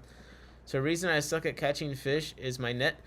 Okay, yeah, bro. Some nets are ass, bro. There's performance differences. Now, my favorite net for general fish catching, although I can't bend it as much, the Seacom nets are phenomenal. The feel when you're moving them through the water, it's great. They're responsive, and the nets inside switch directions quickly, easily. Man, I love catching fish with these nets. I need to buy more of them. Okay, I need to buy more of these nets. It's the shit. Your net could be nerfing you. It could be. Okay, I'm hate to break it to you. If it's got a big thick rim, terrible. Okay, if it's got a soft rim where you smash it against the glass and it starts bending all over the place, awful.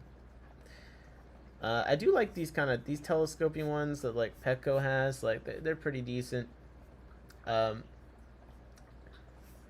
Whenever you got the long nets, the longer the net is, the more it kind of drags around. Sometimes the long net is nice. The fish get lost in it. Long nets are the net part being long is nice when you're catching like a bunch of things because you can catch one and it gets lost and you keep moving the net around. Repair your net with nylon thread like fishing net with small. See now, I may as well make my own net at this point. Sutton said, came from this live to get some knowledge. Yeah, not today, buddy. We're just looking up random shit and I'm just babbling on. As a matter of fact, but I need to pull something up. First of all, okay, who's buying me this? Captain just sent this to me. $45,000. Large 75 to 100 kilogram payload drone, heavy lifting drone, delivery drone for delivery and logistics industry. There's no way this thing even fucking takes off, bro. There's no way. This don't look like it's going to even take off. Yeah. Oh, you're going to get into that? Don't even bother fastening your seatbelt, bro. It's not going to save you. You're dead. You're already dead. Yeah, bro. Look how scared they are to go any higher than this. They're terrified. They're shaking for... There's probably a gun behind... Fly the helicopter. No, go. Keep going. Yeah. Yo, they don't even want to go larger than... They don't want to go higher than 2 feet. Where's the logistics? How you got a helicopter and you're too scared to even show it actually flying anywhere? Okay. I ordered a brine shrimp net from Amazon today. There you go. Popfly shrimp net is what I use. Okay. Come on, Steve. Nick reads paper and has experts. I do need to get some experts, but it's been... I'm lazy, what I can say. Hey, speaking of experts, don't forget, Mexicali's got some great streams coming up, man. Tomorrow he's got the 10-gallon fish tank guy, and then Saturday he's got Louise from Elite Menagerie Habitats. Come on, there you go. If you want your knowledge, that's what you're gonna have to do, because I ain't got shit to say. Although random industry news stuff, we should start getting into that, because I don't even know why I'm still streaming, bro. I was so tired when I started the stream. Now I don't even know how long I've been streaming. I don't want to know. I really don't. But okay, you guys want to look at some random fish related news things? Yeah. Yeah, I'm convincing, aren't I? I'm very convincing. You guys know? Okay, I've been attending random like business roundtables for fish journalism. Once it actually goes somewhere, I am trying to learn more though. Like I'm going to all these like Zoom meetings where all these businesses talk about tariffs and things like that. I'm trying to absorb the knowledge. I think I got one tomorrow actually that I need to go to. But yeah, let's see what kind of knowledge we can get into, man. Say something smart. All right, Big Steve is the hottest up-and-coming hobbyist breeder and best breeder of Nanochromis transvestitis in the United States, possibly the world. How's that for something smart, Steve? You disagree? I'm waiting. I'm waiting, Big Steve. Pause. All right. Let's check out this Fish Farmer issue for January 6th. All right. There are some interesting things in here I was looking at. And honestly, I gotta be honest with you. The first thing I talk about is pretty much irrelevant to anything aquarium related, but it's relevant to things that I care about, which is when I went to the UK. I think this paper is mostly over there. you know what they say about food with the Englishmen, okay? The traditional food there, it's bland. You know, it's like basically war rations. You got the haggis. It's fucking disgusting. But everywhere served smoked salmon with a little lemon. Oh man, I loved that shit, man. I loved it. And here I am in smokes in the fish farmer issue for January, and some guy came and he rated all the smoked salmon. It's kind of incredible. Yes, all these words right here, all these words are in a trade magazine, and it's just dedicated to rating the taste of different packs of smoked salmon. Bob Bravo said 3 column text, take me out back. Johnny said, check your pocket change before you spend it. There are coins that are worth thousands of dollars that could be in your possession. Man, I don't believe you. I don't believe you. Steve said that's factual, not smart. All right, Steve, fuck you then. You can't breed a fish to save your life.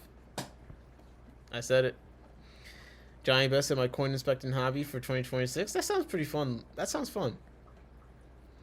On any case, I love smoked salmon, and a couple fish said, "Oh yeah, baby, I'm deaf a salmon elitist, but I've been spoiled." No, dude, you probably have been spoiled. I only recently in the last few years started liking, sushi and stuff. But man, I've been really into smoked salmon.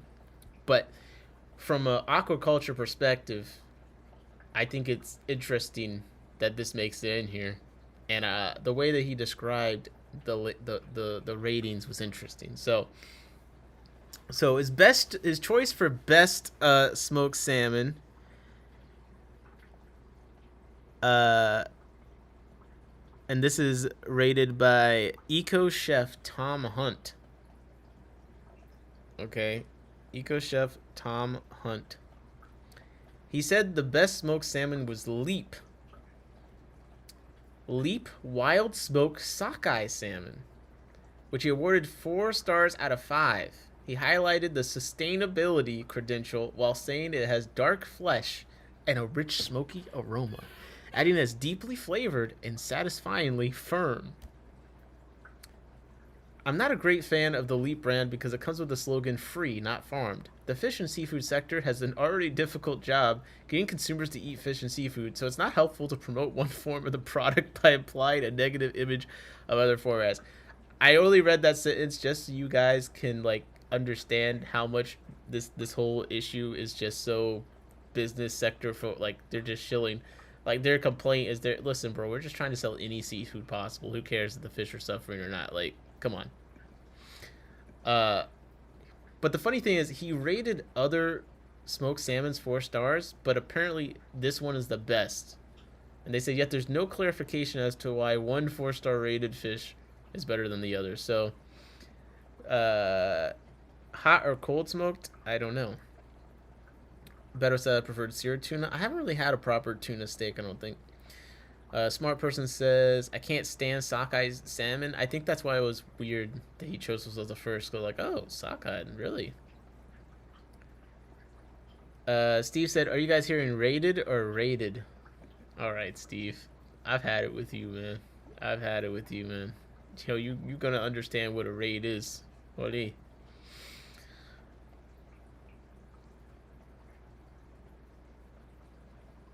Okay. So these are what he gave 4 stars. M&S's smoked sockeye salmon. Sainsbury Taste the Difference Herdian smoked salmon. That's 4 pounds and 75 cents per 100 grams. The Coop's Irresistible Beach and Oak smoked salmon. London Smoke and Cure smoked salmon. Those are the 4 stars. Then he gave 3 stars to John Ross smoked salmon. I give that 2 stars just based off the name. I'm not eating a meat named after a man. Come on, what do you think this is? I need clarity on why it's better. Yeah, I don't understand. Better said, I thought Funk was in here. No, man. Steve is just, he hit the all caps button. He finally found it. Maui Superior Smoked Salmon. Tesco Organic Smoked Salmon. Do you guys know what Tesco is? Yo, Tesco is yo, this is the spot, man. This is the spot. You know, it's late. You gotta walk from university. You want to get a snack? Man, you gotta stop by the Tesco. All right. I've been in there. And the ones that I saw were like this. It's like a 7-Eleven. Okay, Tesco. So I'm surprised they made it on there with their smoked salmon. Three stars. Uh, Apparently Morrison's best maple cured smoked salmon was given just 2 stars. Despite Tom saying it has excellent flavor and a presentation for the price, I'm not sure I agree with all his price seeds, as I know I could buy cheaper if I shop judiciously. Certainly, Leap smoked sockeye salmon could be brought up in the run to Christmas. Blah blah. Okay, this person is just talking about they want to get the coupons out and stuff. Ain't nobody trying to put that much work into saving £2. Whilst Tom Hunt seemed more concerned about the sustainability of the fish, the taste comes more from the cure and the smoke. This means there are subtle differences between. You called him an eco chef. Of course he's worried about the sustainability of the fish. Oh my gosh. Captain said I'm a pleb. I just got Costco smoked salmon. Yeah. All right. Let's get to some actually fish-related stuff. So this is something I thought was interesting. So there's an ad. This page, this magazine is full of ads. There's a big ad here, and it's big reward offered for salmon vitamin D research. Now, this came to my mind because a lot of people say rice fish do better outside. Okay, keep that in mind. So it says Norway's Seafood Research Fund is offering more than 1 million for data on the link between sunlight and vitamin D for fish. The Norwegian Research and Development Organization is offering up to 15 million kroner to provide knowledge about salmon's need for vitamin D under farming conditions. Vitamin D is an essential nutrient for salmonoids. It's crucial for fish health, growth, skeletal development, and a well-functioning immune system. Results from research on salmon's need for vitamin D vary, but may suggest higher needs than previous recommendations. This person says that unlike mammals, which can produce vitamin D from sunlight in their skin, salmonids have been thought to rely largely on dietary sources to meet their needs. It has been previously thought that the production of vitamin D from UV light exposure is a negligible source of vitamin D for fish. However, studies now show many fish can use this metabolic pathway for vitamin D production to a greater extent than previously thought.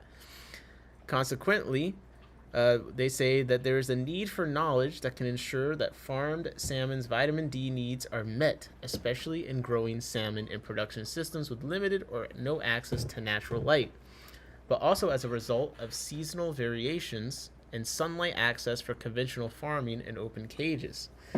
The objective of the call is to provide knowledge about salmon's need for vitamin D under relevant farming conditions. All right, so I thought this was interesting. Captain Critter said vitamin D is, I think everything does better with sunlight. Vitamin D is crucial for most critters. And Bob says reptiles make vitamin D from their skin too. Yeah, I thought the thing that was interesting about this was just the fact that, well, one, there's an ad for this.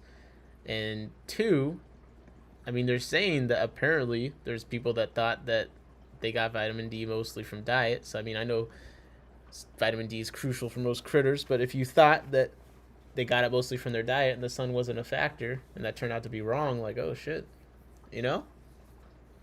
So that I immediately thought of this because people say that the rice fish do so much better outside.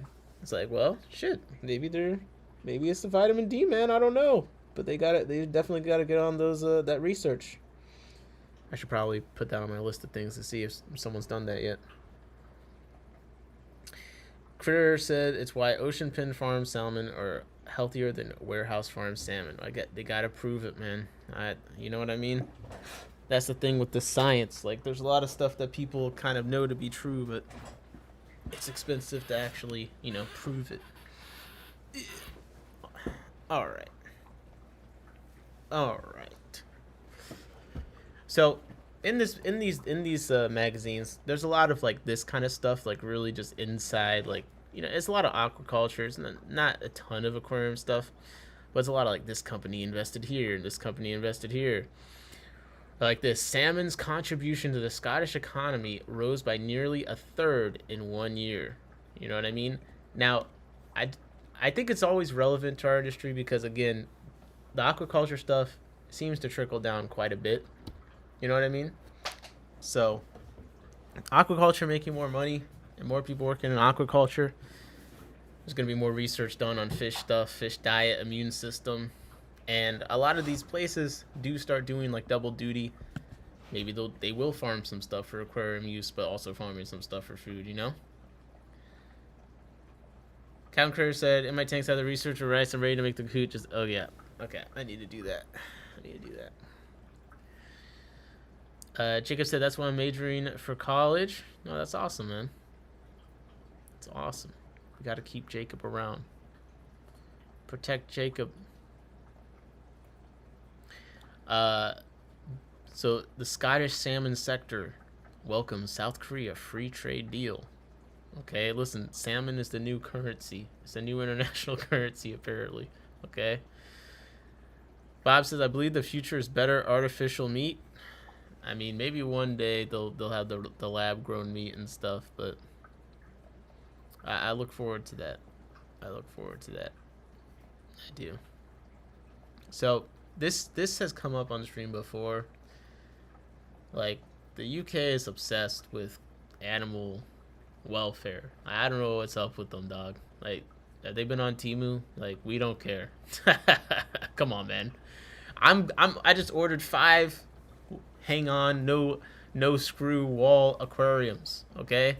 I don't care about that, the fish welfare. But England announces intention to improve farmed fish welfare.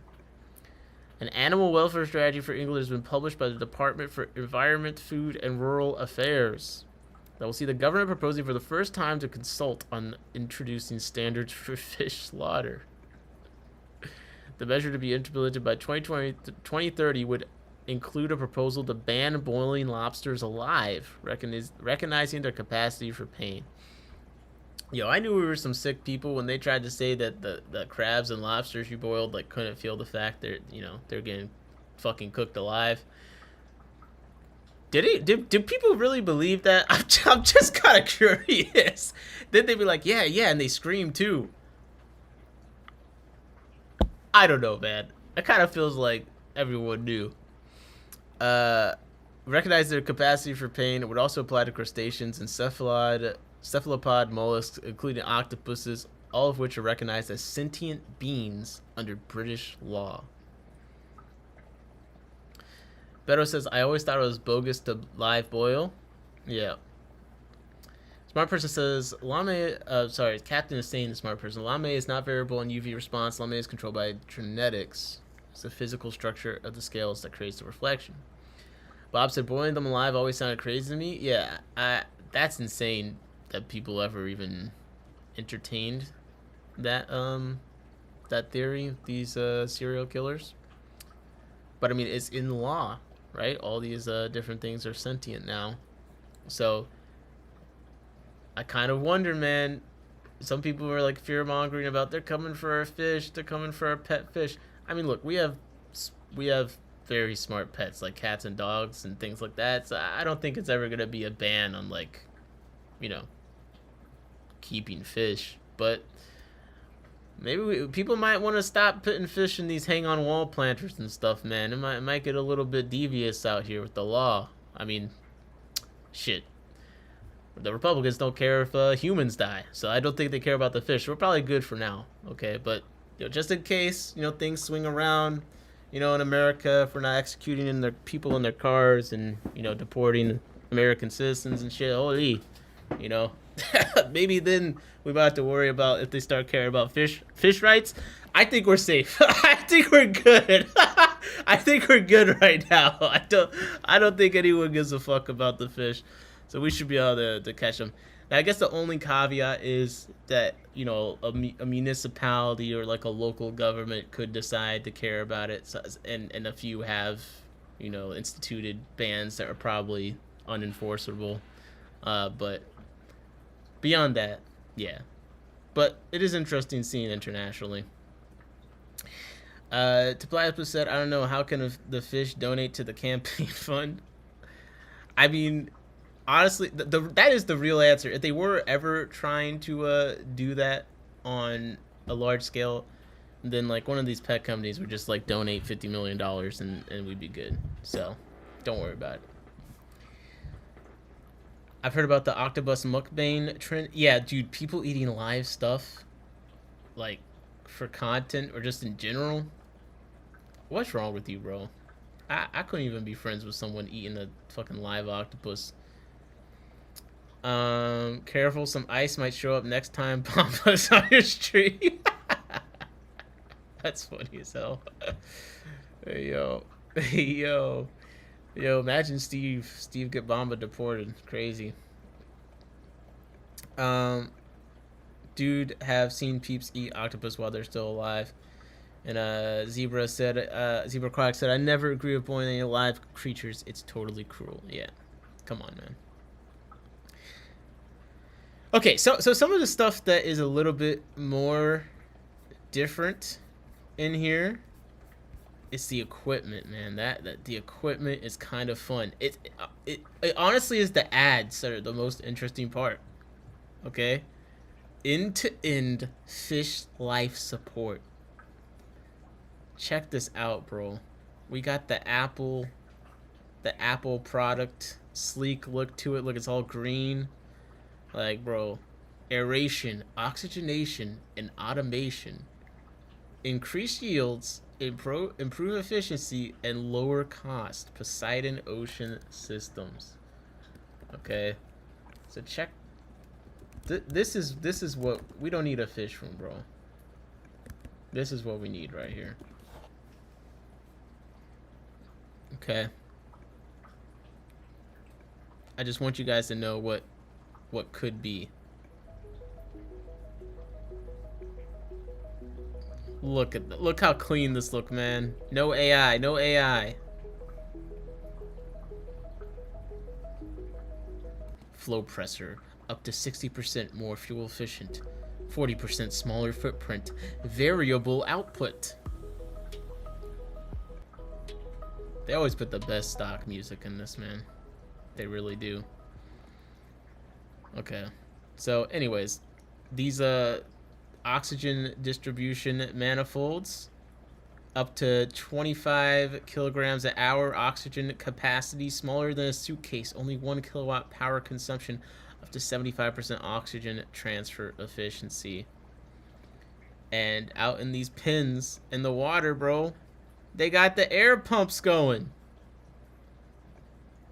Apparently, being out in the water ain't enough, man. Probably because of the stocking density. But check out this pin that they have here. And they got the oxygen systems running. I think this shit is just fascinating. I hate to burst your bubble, but that is a 3D render. Of course, it's clean looking. Okay, yes, but I was being facetious, and I don't even know what that means. So look, the oxypressor supplies depth charge plume, and flow pressor powers diffusers when the skirts are down. So see the skirts, these nets are down, and it's being powered, man. Look at that. Look at the air. Safer operations with fully integrated structural systems. So it's got, you can walk on it. You can walk around it. So it's the whole thing. It's this cage, this skirt. It's this floating support thing that powers the oxygen dispersion and all that. Pretty crazy stuff, man. Pretty crazy stuff. So that was all three: the flow presser, the oxypressor, and the depth charge plume, working in conjunction. And this is they call this a fish life support barge. So flexible oxygen production, 150 to 600 kg O2 an hour with aeration options, remote monitoring, and turnkey barge packages for purchase or rental. Come on. Your linear piston air pump can't do this. It can't. Sorry. Might make you. This might make you switch to saltwater. I don't know. I don't know. Who doesn't want a floating barge of air? Smart person said that's a lot of oxygen. Well, you've been doing the oxygen monitoring on your tank, so you probably actually understand what some of those words mean. I don't really understand. I need to get a dissolved oxygen monitored like you have. I think that would be really interesting. I think that would be really interesting. Okay. You want some drama? Police raid offices of key salmon exporter. I mean, I have grams of oxygen, yeah. Norwegian police have swooped on the offices of a key salmon exporter, making a number of arrests. North Tandem exports fish to Kazakhstan and nearby East European countries such as Armenia and Georgia. The company has declined to comment on the arrest other than to say it will fully cooperate with the police investigations. It says on its website, "We work with the best professionals in the fish industry, monitor the quality of fish and final product, and organize timely delivery to your market. We care about your success as our own." In November, the Arctic salmon company Nordlax told NRK that it planned to report North Tandem for, among other things, forgery, fraud, and violations of the Food Act. Nordlack told the broadcaster, "We interpret what has just happened as the police taking this seriously, just like us, and we think that is very good." NRK says it has documentation and images of labels associated with a number of other companies in addition to Nordlax. The name of the world's largest salmon farmer, Mowi, is also on a label that may be counterfeit, it adds. Come on, man. You would think that the salmon farming would be boring, but come on. Captain Critter says, "Not the salmon guy." Come on, man. The smoked salmon. Yo, they saw his ratings on the smoked salmon. That must be who they snatched up. Okay, you want more ads? Do you guys enjoy just the random machines stuff? That I enjoy the random machines that I've never thought about existing that are being advertised in a business magazine. For UK farmers. Oh my god, wait a second. Fishmonger mention. Hold up. I keep accidentally clicking an embedded link and it takes me off. Fishmonger. I can't believe, bro. I feel so seen right now. That's me. They're talking about me. Okay. For UK fish farmers, fishmongers, and God, I clicked on it again. Okay. Gotta be careful in these PDFs, man. Alright. For UK fish farmers, fishmongers, and seafood processors, maintaining product quality isn't just important, it's essential. That's why Ice Cool Servicing Ltd is proud to introduce the new IF200HC Ice Flake Machine, a robust, high-performance solution designed specifically for businesses that rely on fresh, perfectly chilled produce every day. The IF200HC produces soft, moldable flake ice, ideal for maintaining freshness, appearance, and shelf life of fish and seafood. Unlike traditional cube ice, flake ice spreads evenly and gently across produce, ensuring rapid cooling without bruising or damage. For fish farms, it's perfect for harvest handling, transport, and temperature-cooled storage. For fishmongers, it offers clean, attractive, and easily shapeable ice that keeps displays looking pristine while preserving peak freshness from morning to close. Built for demanding environments, the IF200HC delivers consistent output, energy-efficient performance, and exceptional reliability, reducing downtime and running costs. Its compact footprint and durable construction makes it suitable for commercial processing rooms, retail counters, and on-site harvest locations. Easy access components and hygienic design. Come on, guys. You're ordering one, right?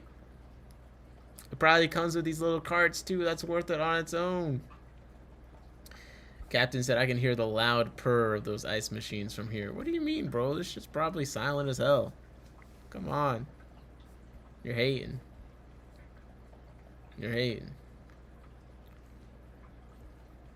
Alright. More drama, okay? More drama in the aquaculture industry. Shellfish Showdown. Nikki Halmyard reports on the EU audit of UK SBS and why low-traffic aquaculture should be prioritized in the EU budget and why the new UK Coastal Growth Fund has failed to impress. The EU audited the UK sanitary and phytosanitary system for live bivalve mollusks in mid-2025 to assess official controls on traceability and harvesting areas for mussels, oysters, clams, and scallops to ensure compliance with EU standards. The audit was part of ongoing efforts to manage the export trade for Class B live bivalves, which has faced significant barriers since the UK's exit from the EU. A draft audit report was issued to the UK on the 29th of September 2025 with a deadline for response by the end of December. The findings of the report, which are expected to influence the recommendations for aligning UK controls with EU requirements and therefore reduce trade barriers and restart exports, have been kept under tight wraps by the government. Beep, boop, beep, boop, beep, boop. Meanwhile, industry has welcomed news from a joint EU-UK statement issued in December 2025, where the two sides are fully committed to implementing in a timely manner the outcomes of the May 2025 summit, at which an agreement was reached to strengthen cooperation through new strategic partnership and to start talks on a new SBS agreement. In particular, by the time of the next EU-UK summit, the aim is to conclude SPS negotiations, which are expected to remove routine border checks and simplify trade for perishable seafood. Although the date of the summit has yet to be confirmed, the UK government is working towards the first half of 2026. As a result, negotiations are expected to move quickly, but the industry is holding its collective breath. The European Mollusk Producers Association represents more than 90% of Europe's shellfish farming sector and has called on the European Commission to deliver simplification, accessibility, and prioritization for low-traffic aquaculture in its $2 trillion post-2027 multi-annual financial framework. Bro, this is getting intense. I'm glad they aren't using AI photos. That's refreshing. Yeah. Featherfins, what's up, man? Want to rip your hair out? Try catching serpent loaches. I'll be honest, I don't want to rip my hair out. I don't. But if you can believe it, these mollusk people, they've really written this much. They're really this mad about how unsimple. So this is where the fun falls short for them. All right. The government published in the policy paper details of the annual allocation for the next 5 years of the £360 million Fishing and Coastal Growth Fund announced in 2025. In the first year of the fund, £25 million have been allocated, rising to £35 million for 27 to 2028 and 28 to 2029. A further £45 million has been allocated for 2029 to 2030 and £25 million for 30 to 31, which is the last year for which the future fund spend can be set. The monies will be split between the devolved governments in line with the Barnett formula, which is based on population size. This split has angered the sizable fishing and aquaculture industries in Scotland, which feel betrayed by the government. Politicians and industry leaders continue to criticize Westminster for the way in which the fund has been split, but no headway has been made so far, and I suspect that none will. I need to get some serpent loaches from Jody. Those did look pretty cool. Wishing that because I tried moving one of mine last night. The loach is still in the same tank.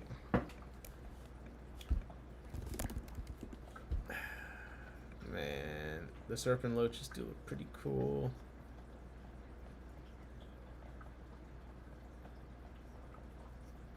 I still want these guys. The blue line Venus minnow. These are what I gotta order. I gotta order those, man. I got to. These pearl shell dwellers are pretty cool too, though. Yeah. Man, there's some good fish on here. I gotta make my order. Next time I get a good chunk of fish budget. Okay.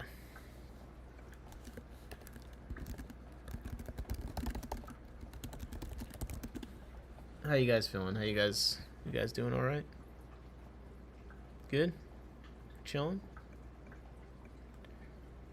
I'm chilling. I'm chilling. I'm trying to figure out what else I want to hit before I hop off here. Okay, here we go. January 12th, 2026. Okay. I had something. I was like, did I have some stuff? I just bought some Solarincus from Aqua Imports. Hopefully they stick around.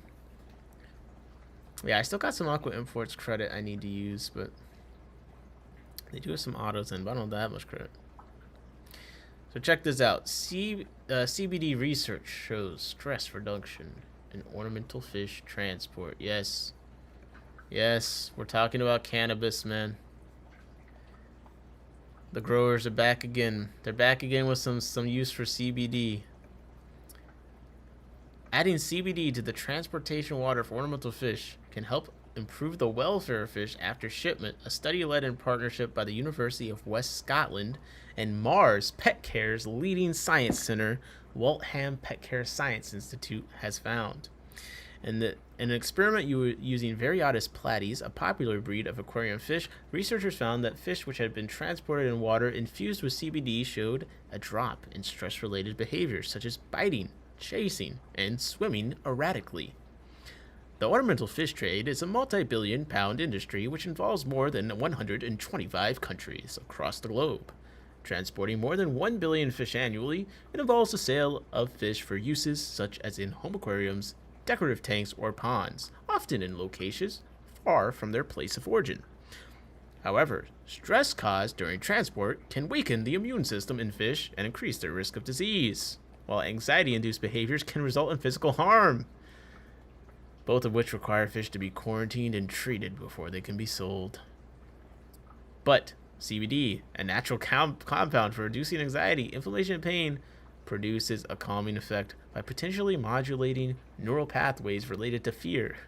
Yo, when you put it like that, it kind of sounds fucked up. Like, yeah, man. Yo, take this. We about to modulate your neural pathways related to fear. We'll eliminate it. Then, we'll be able to take you wherever we want. Prank him, John! Olé!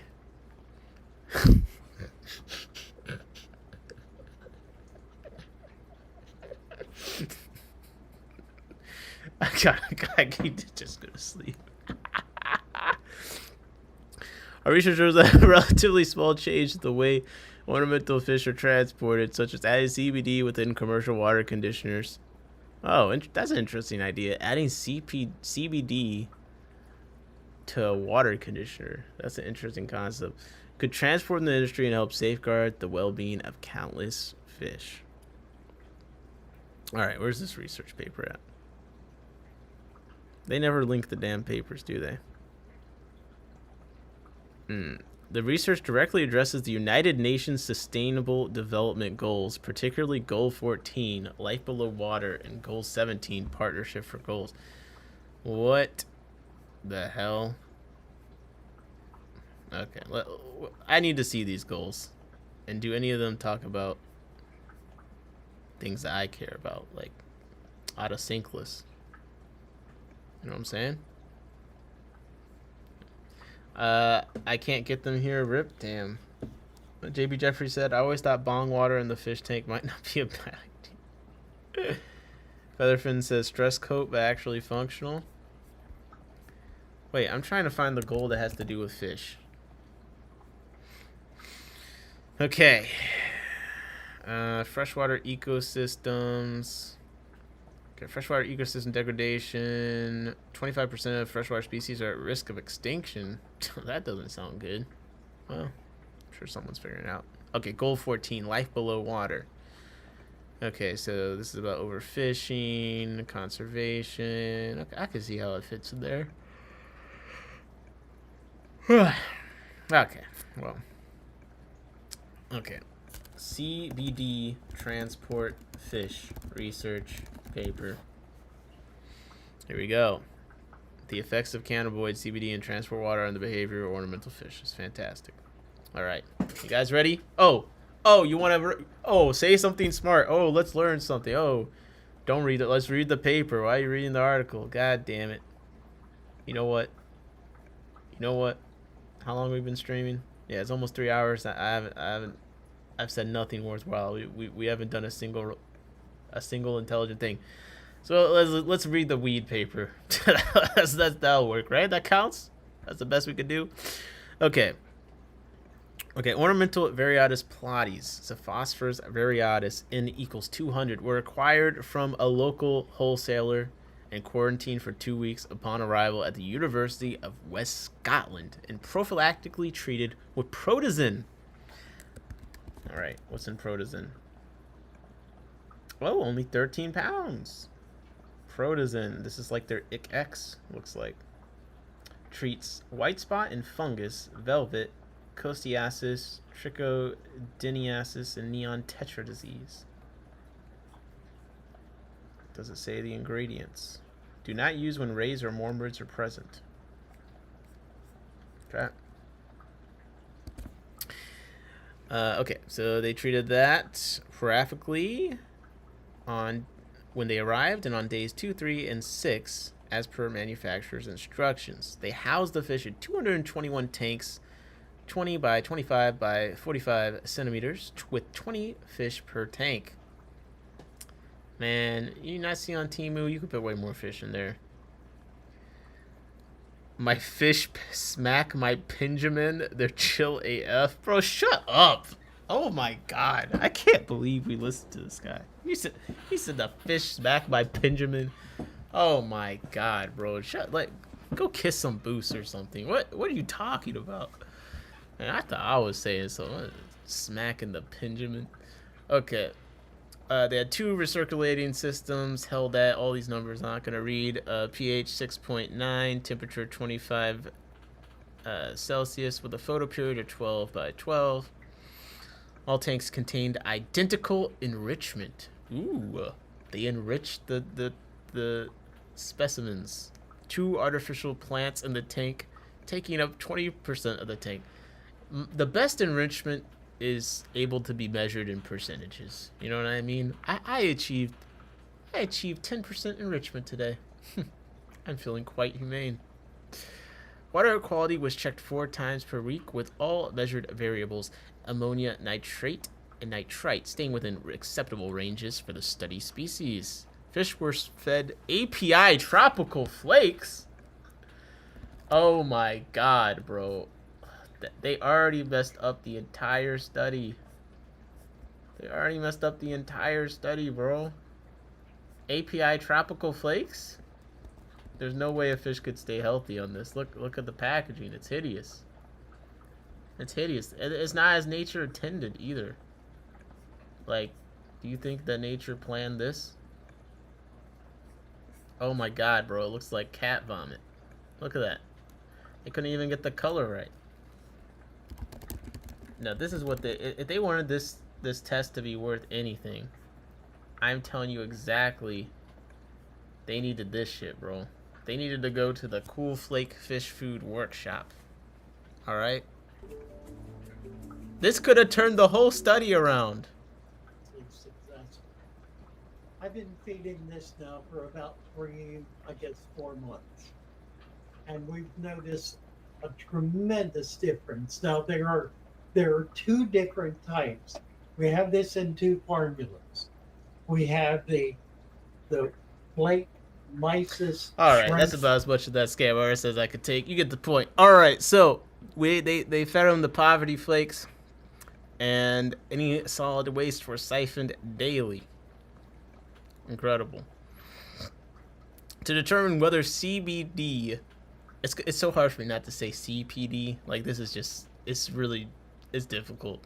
To determine whether CBD in transport water affects fish behavior, post-transport groups of 5 fish were selected randomly from 2 recirculating systems and placed in transparent polyethylene bags containing 1 liter of water, comprising a 50-50 ratio of water from both recirculating systems. 8 bags were allocated to each of 5 experimental treatments. For 3 of these treatments, a CBD stock solution. They got 2 grams CBD, crystal isolate, 99% CBD, Love Hemp Ltd UK. Wow, they got the branded CBD, 200-gram APLC grade. All this shit. It's numbers and letters that probably I'm unable to convey the meaning of. But they added this cocktail to the bags to create a nominally low, medium, and high treatment. CBD treatments were each received the same amount of ETOH. That's Sigma Aldrich, Germany. Okay. So they gave them all these different treatments. The bags were topped up with air. Why the hell are there bananas in the flakes? Because they're tropical. Did you not... Bro, it's tropical flakes. Okay? You gotta get that. As a matter of fact, bro, like...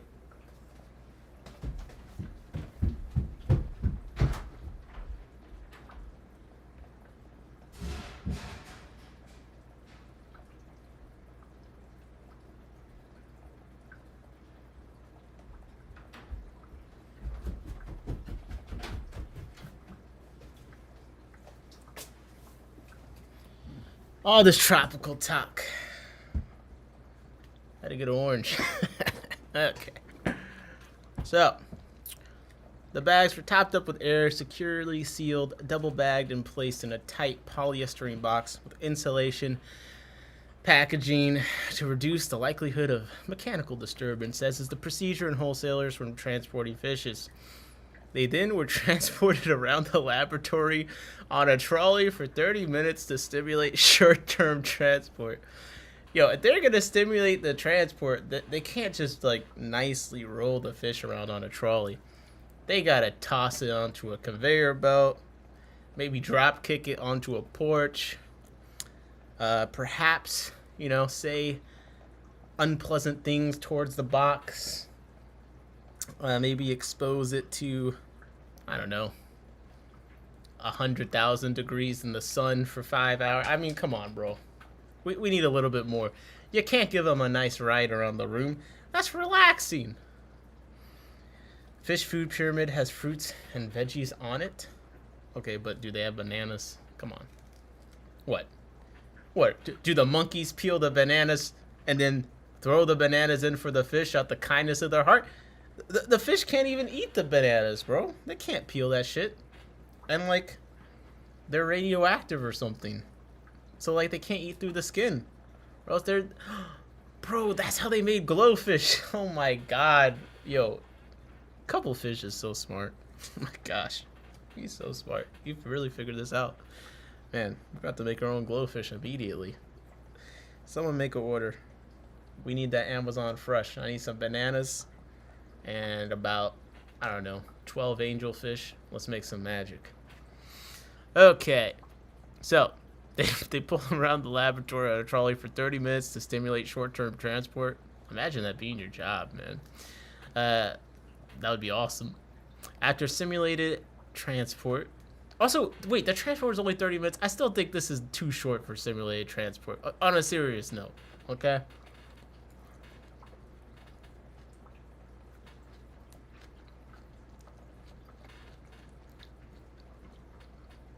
I should feed my fish oranges. Alright. After 30 minutes, the bags were opened, and a 50 milliliter water sample was taken from each bag and frozen at negative 20 degrees Celsius for later analysis of the CBD.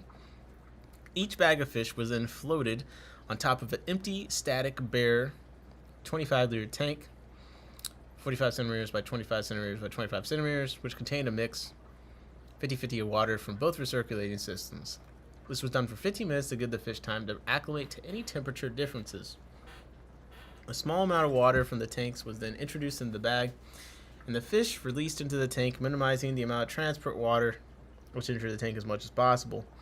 It's estimated that around 100 milliliters of transport water was introduced to the tank during this process. Fish in the tanks were videoed from the side for 15 minutes using a GoPro Hero 5.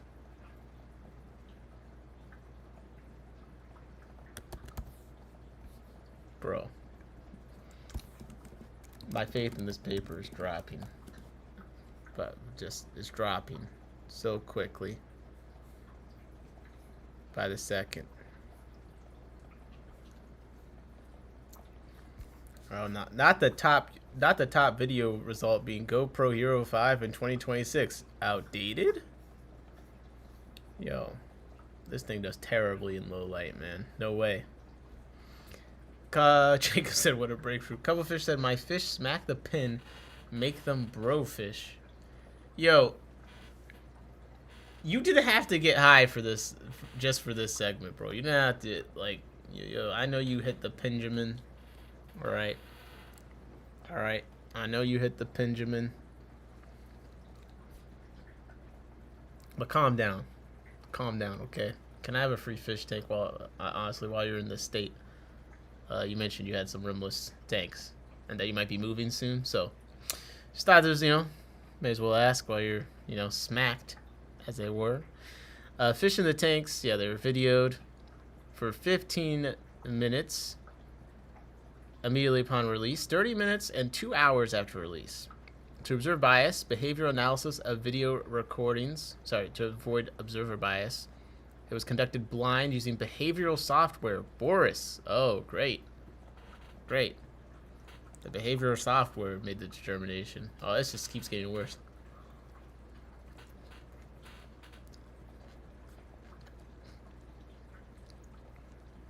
Guys, I think this paper might be bullshit. I'm not gonna lie. That's kind of why I'm eating right now, because I'm starting to realize that, surprise, surprise. Maybe these people were smacking the Benjamin when setting this one up. I don't know. Okay. Behaviors scored within Boris are given a table. A subsample of the videos, 10%, were additionally analyzed by another researcher, Danielle Fitty, using the same method to calculate an inter-observer relatable score for each defined behavior. Concordance was high for all behaviors.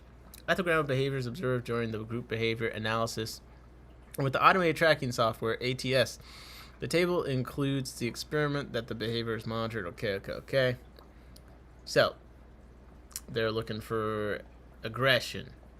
Focal fish making direct physical contact with another fish within the tank by biting or nipping the fins.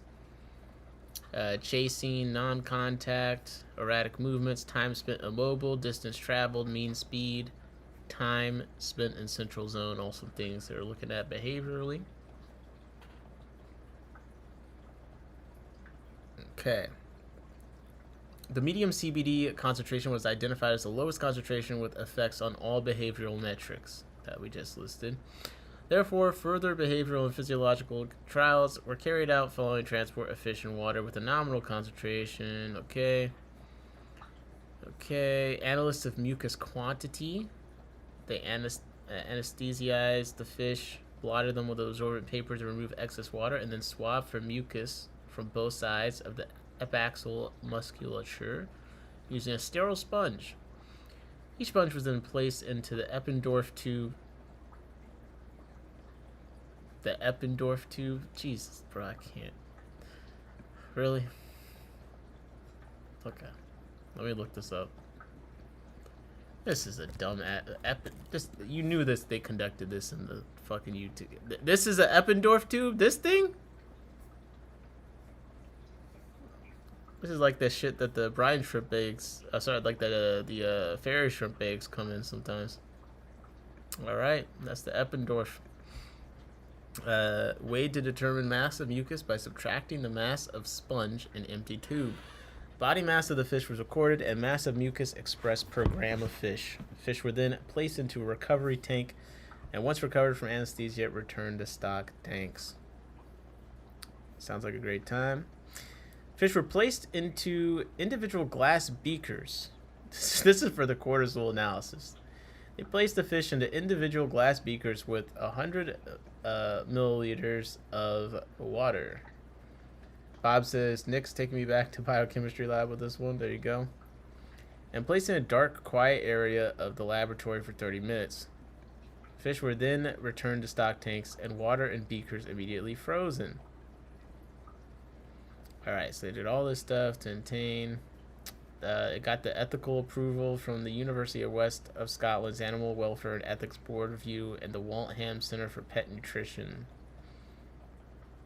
It was carried out on the UK Home Office Project License PP 59578030. All right, let's see the results. Let's see. Okay, actual CBD concentrations in stage 1 were consistently lower than nominal concentrations, suggesting approximately 55 to 60% degradation of CBD when added to transport water. There was no significant difference in amount of CBD degradation between the low, medium, and high treatments. However, as intended, there was a significant difference in actual concentration between the treatments. So, first problem already that I'm seeing for this being even remotely relevant is they did not test this for long enough. They're talking about all this degradation and stuff. They rolled it around in a cart for 30 minutes. So what is it gonna do in the last when the fish are being shipped across the ocean?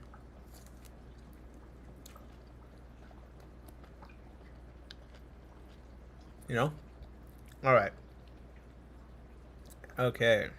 The low and medium concentrations were significantly different to the high concentration. The differences in concentration between the low and medium treatment tended towards significance as well. So here we have the experiment and the treatment of the nominal CBD concentration. So you can see the high CBD concentration is about double the medium, and the medium is about double the low. And the actual concentration is about the same, and the degradation is about the same over all of them. In stage 2, a similar amount of CBD degradation was seen in the bags containing CBD and fish. The CBD treated bags without fish, and also in the CBD treated glass bottles, there was no significant difference in actual CBD concentration between the CBD water and the bags with and without fish. So the fish are not affecting the CBD concentration, it seems, indicating that CBD was not metabolized by the fish or absorbed specifically to the plastic bags. The CBD stock solution was also analyzed to determine cannabidiol concentration. The nominal CBD stock solution concentration was 77.8 grams slash liter with the actual okay. Behavioral analysis. Biting frequency was affected by treatment, with fish in the control group exhibiting significantly more bites than those in the medium and high CBD treatments. Biting increased with time post-transport. More bites were performed overall 2 hours post-transport than when fish were released into the tanks and 30 minutes after release. However, within individual treatments, there were no post hoc effects of time. Chasing frequency was also affected by treatment, with significantly more chases performed in the control group than in the CBD treatments. Although a main effect of time on chasing was found, post hoc analysis did not reach significance between any time points, potentially as no chases were performed by fish in the high CBD treatment. Erratic movement frequency was affected by the treatment. Overall, fish in both the control and solvent control treatments exhibited more erratic movements than fish transported in all of the concentrations of CBD, low, medium, and high. Although post hoc analysis revealed that this was not necessarily the case at all time points. Immediately after release, those exposed to all 3 CBD concentrations had lower levels of erratic movements compared to the control treatment, but at 30 minutes post-transport, only fish from the medium and high concentrations had significantly lower levels of erratic movement compared to the control. It sounds like the CBD stuff is wearing off, basically. It's wearing off. I don't know, man. It kind of just seems like Captain said those fish are doing 8 gram dabs of CBD. This might go over Nick's head, but I wonder what terps were used. Probably some indica terps. I think they listed. Probably that's a figurable out thing. Let me put the link in the chat. Give me 2 seconds. I'm just gonna eat this last piece of orange and I'll be done. Okay, I promise. I'm just thirsty.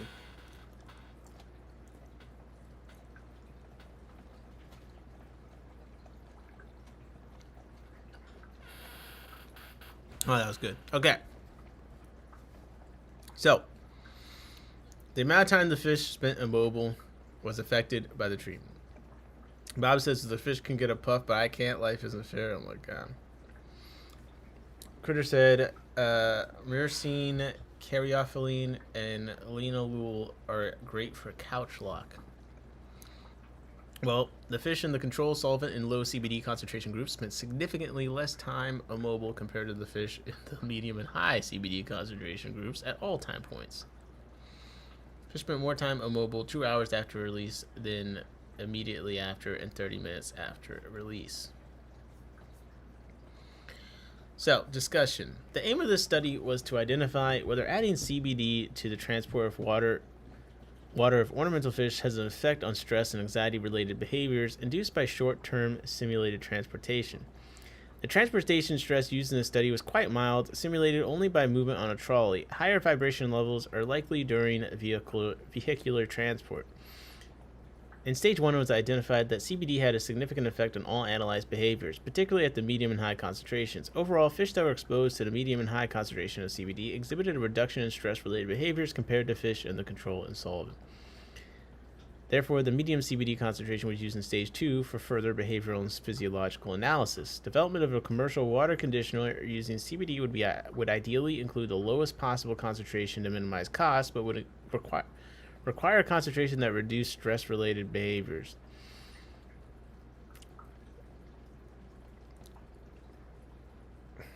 When group behaviors were observed in stage 1, exposure to CBD had a dose-dependent effect on biting, but not chasing behaviors. No differences in the number of bites were found between the control solvent, control, and low CBD concentration groups, but these groups exhibited more biting than fish in the medium and high CBD treatments. Fish exposed to all CBD concentrations reduced chasing behavior compared to the control group. Additionally, fish exposed to the medium and high CBD concentrations spent more time immobile and exhibited less erratic movements.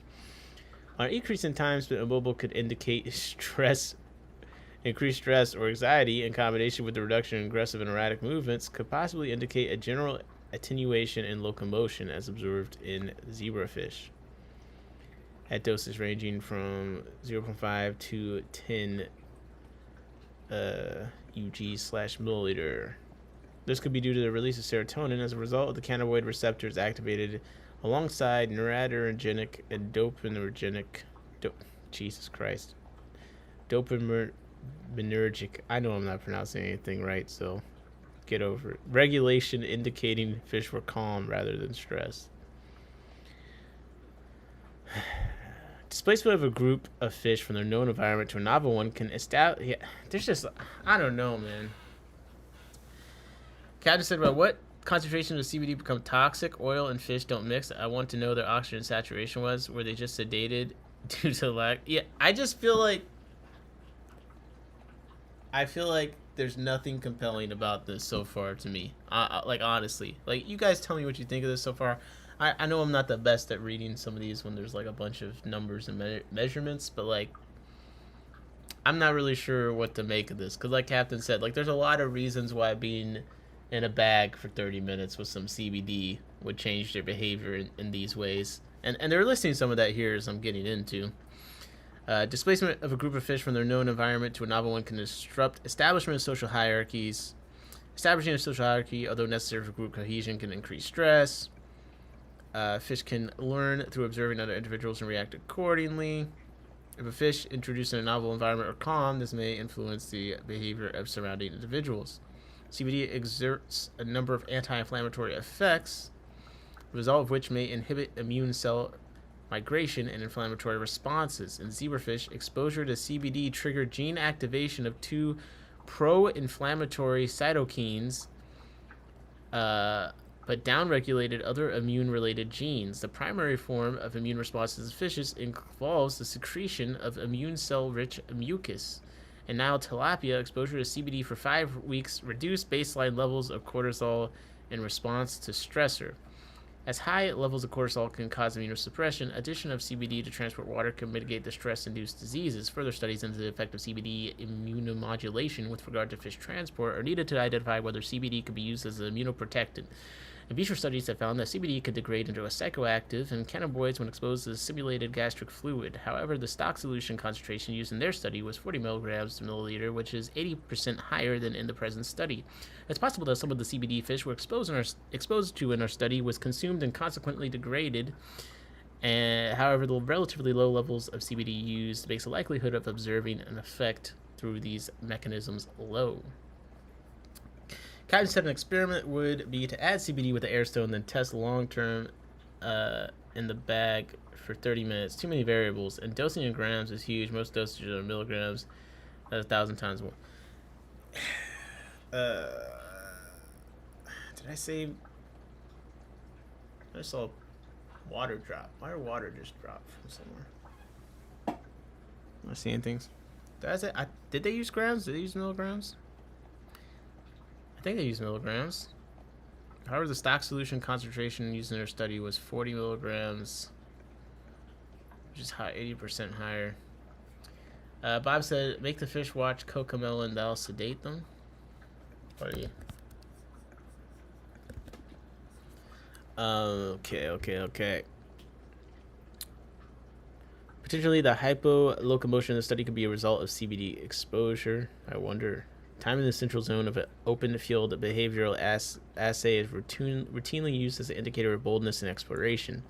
CBD-exposed fish spent longer in the central zone in the present study, which could equate to reduced stress or again be related to CBD effects on locomotion, as fish were placed in the center at the start of observations. Sedatives are used routinely during the transport of ornamental fish in an attempt to reduce the stress the fish experience. Sedation can have direct welfare-improving effects, for example, by reducing the likelihood of fish injuring themselves during mechanical disturbance. However, synthetic and natural sedatives can also have a detrimental effect that are both dose and species dependent. Further research into many of these compounds is required. In mammals, CBD exposure can attenuate acute autonomic stress responses, which may explain the lower aggression in fish exposed to the higher CBD concentration in this study. CBD exposure can abnormally upregulate BDNF expression in D-rero at low doses, which has been related to cognitive impairment and linked with an increase in time spent. Oh my god, bro. Like, what if they just made the fish fucking dumb as hell? It can't move. It gave us some cognitive impairment. Add CBD to water conditioner would spoil quickly. Cute concept, but not probably. Bro, in this, they're talking about this shit like degrading by 60% in like a pretty short time period. So I'm not really sure how. Like, even if it did do anything useful, like it kind of sounds like in a shipping context, it wouldn't last long enough to be useful. Probably whatever else they're using in shipping is probably better, but it's. The fact that they keep mentioning putting it in a water conditioner kind of makes me feel like that's what, like, I don't know if the shipping thing is the main focus, right? It kind of sounds like they want to make a CBD water conditioner, like, hey, de-stress your fish. You, like, sometimes, call me crazy, but making it so water conditioner has, like, these other benefits, like, oh, it's getting rid of ammonia, oh, it's, like, the coat, like, kind of makes it seem like they're trying to come up with more reasons for people to just pour a conditioner into their tank more often than they usually would, you know? Yeah. The ethanol concentrations used in the study were all well below the range for freshwater species, with a 250 milligrams, 2.5%, according to the European Chemical Agency. Based on a range of existing toxicity studies, water samples were immediately frozen after collection. However, degradation could have occurred during the 30-minute simulated transport. It's standard practice to ensure that there's ample air provided in transport bags for fishes, and it has been found previously that air exposure can lead to CBD degradation. A study by Pacifici et al. 2017 identified that ambient temperature aqueous CBD solution degraded to 50% or less, 72% maximum degradation of the initial concentration over 3 to 7 days respectively. Therefore, the observed degradation of CBD in this study is to be expected and most likely due to the combination of unavoidable factors. Breakdown of CBD during transport and the effects of its breakdown products need to be determined for the potential CBD to be fully explored. Bro, why even start with they should have done more with this first study. I just feel like, why even start if you know all these caveats? Then you should have just done a better experiment. I feel like either had more reason to use CBD. That's true. People already put aloe into water conditioner, which is hilarious. See, that's a good point. Yo, I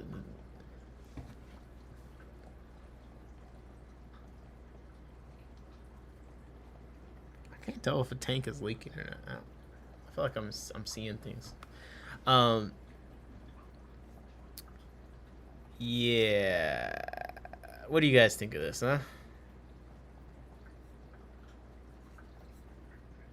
I don't know. Aloe unironically saved me from debilitating sunburn. You dare to question our Lord and Savior, aloe vera.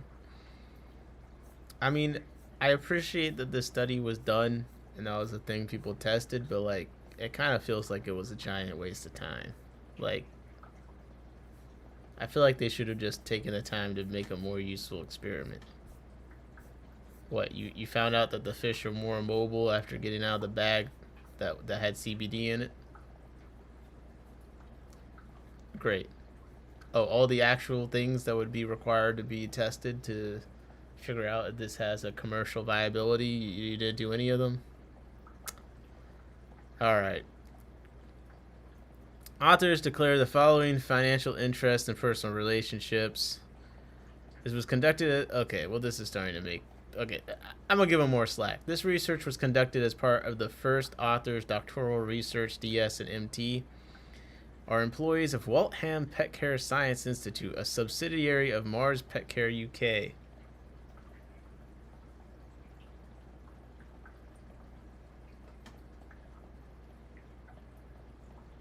There's water dropping from somewhere. And PS with Aquasense, which provided some funding towards the PhD.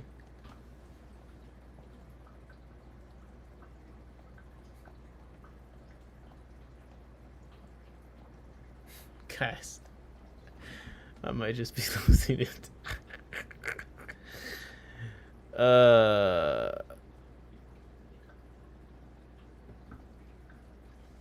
I swear I'm like feeling water splash on me. You know what's probably happening? Because I'm surrounded by lids, but it is possible a fish is like striking the top of the water and splashing me from up here. Just make sure that... No, the lid is over it. What the hell? Every day, I become more and more cringe. Some archer fish is trying to eat you. I don't know. Alright, shout out to these people for doing this. Danielle Fitty, shout out to you. It's fun paper to read. I wish there was something more to come of it, but if this was someone like doctoral study or something, whatever, man. More power to you. More power to you. But it does kind of seem like the water conditioner thing might have been might have been something to that. Someone got their PhD funded by Mars doing this research, yes, and I celebrate that. I do. Good work. Finesse complete. You did the task. I can't hate on that. Just don't try and sell me a CBD water conditioner. Yeah, excuse me. So, next. Do I got some more? You guys are ready to go to sleep, right? Probably.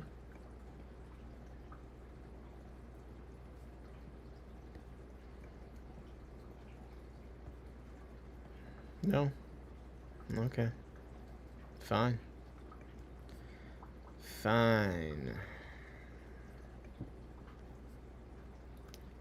Did you know watercolors was in the news recently? Guys. I didn't know. Did you know? You familiar with watercolors? They got a podcast. They got an aquarium store. Well, they got a news article. WoodTV.com. Wood 8.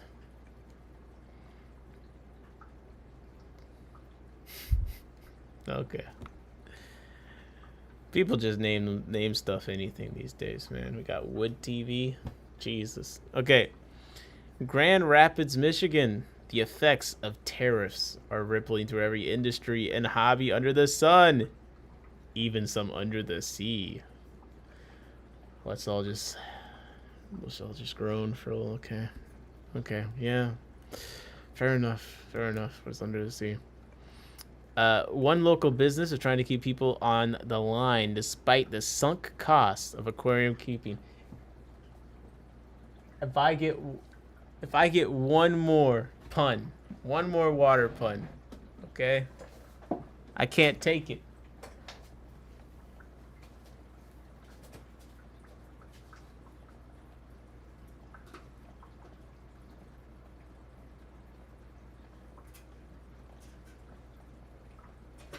I can't take it.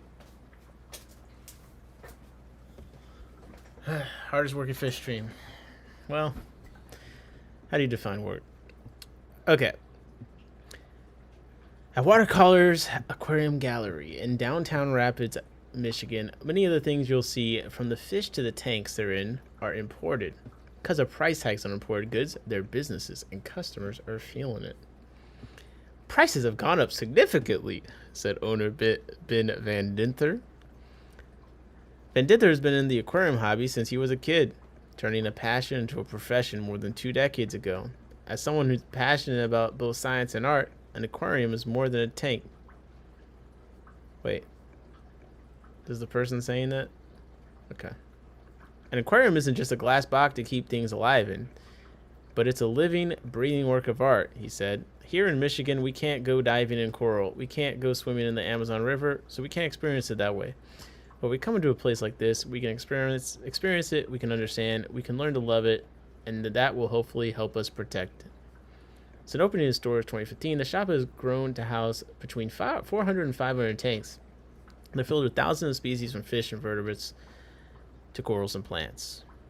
But Van Dinter said the cost of keeping that world accessible has changed drastically. Somewhere between COVID and tariffs, the price of things has gone up dramatically, he said. The COVID-19 shutdown impacted availability, causing prices to rise. The sweeping tariffs on imported goods are causing additional increases. One of the biggest hits is the starting point for any hobbyist, the tank itself. Most aquarium glass is made in China, and that cost increase adds up fast. The price of glass has probably doubled or tripled in the last couple of years, he said. Those big, huge tanks that used to be $500 or $600 are now in the $1,500 to $2,000 range. It doesn't stop there. Supplies, decoration, and saltwater fish, most of which are shipped overseas, have also spiked in price. The saltwater hobby is shrinking both in numbers and in size of tanks. It was very common to see 10 years ago to even have 150, 200, even 300-gallon saltwater tanks.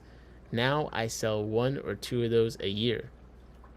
Van Dinter worries higher costs could push people, especially younger hobbies, out of the hobby altogether. I got into the hobby when I was in college. I was a college kid trying to scrape together what I could for a saltwater tank. If a college kid can't afford to do it because it's just too expensive, we're going to lose hobbyists. We're going to lose people that get excited and get interested in the hobby. Still, he said, cutting corners is not an option.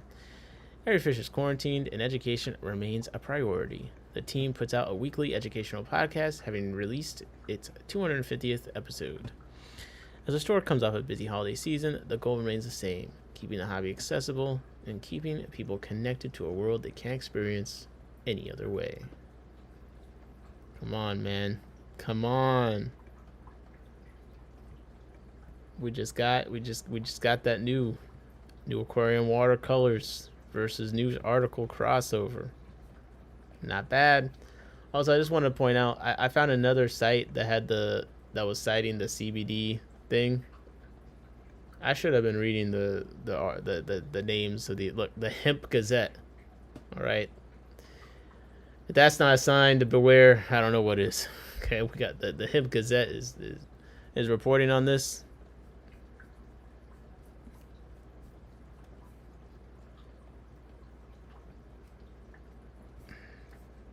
They pushed it on the trolley for 30 minutes. I can't get over that, man.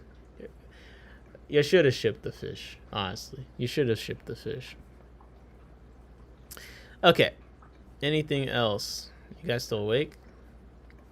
Okay. Okay. Yo, if you're on the replay crew and you actually watch this far, please leave a comment. I just don't even believe that anyone's gonna watch this shit.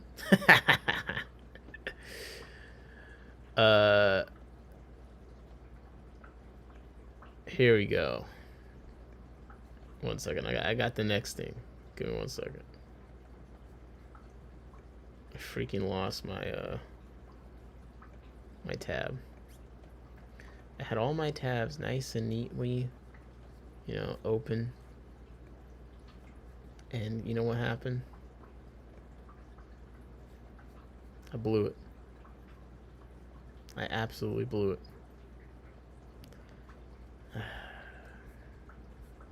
So, here is something interesting here. The worldfishcenter.org. Bob said, I'm here, King. Beto said, here. Okay, you guys are here. JP says, where's Mick? Oh, that's a good point. You know, he said he was feeling a little sick the other day. So, Mick, hopefully you're feeling all right. Kind of got this snazzy little site set up here. Okay. We got all these facts on aquatic foods. Look at all these graphs and stuff. But the one thing I thought, there was something about brine shrimp in here, and I think that's what I'm trying to get to. Okay. Yes, we have to get to the PDF. Okay. Well. Come on. Come on. The fish aren't going to save themselves. You got to get this loading.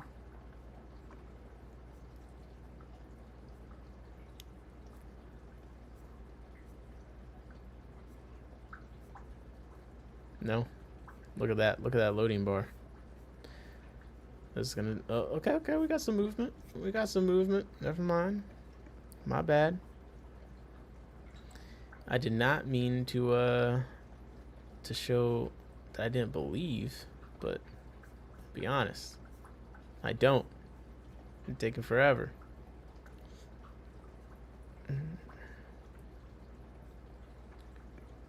Okay, let's see. Let me zoom out here so it looks bigger. So the big facts on aquatic food.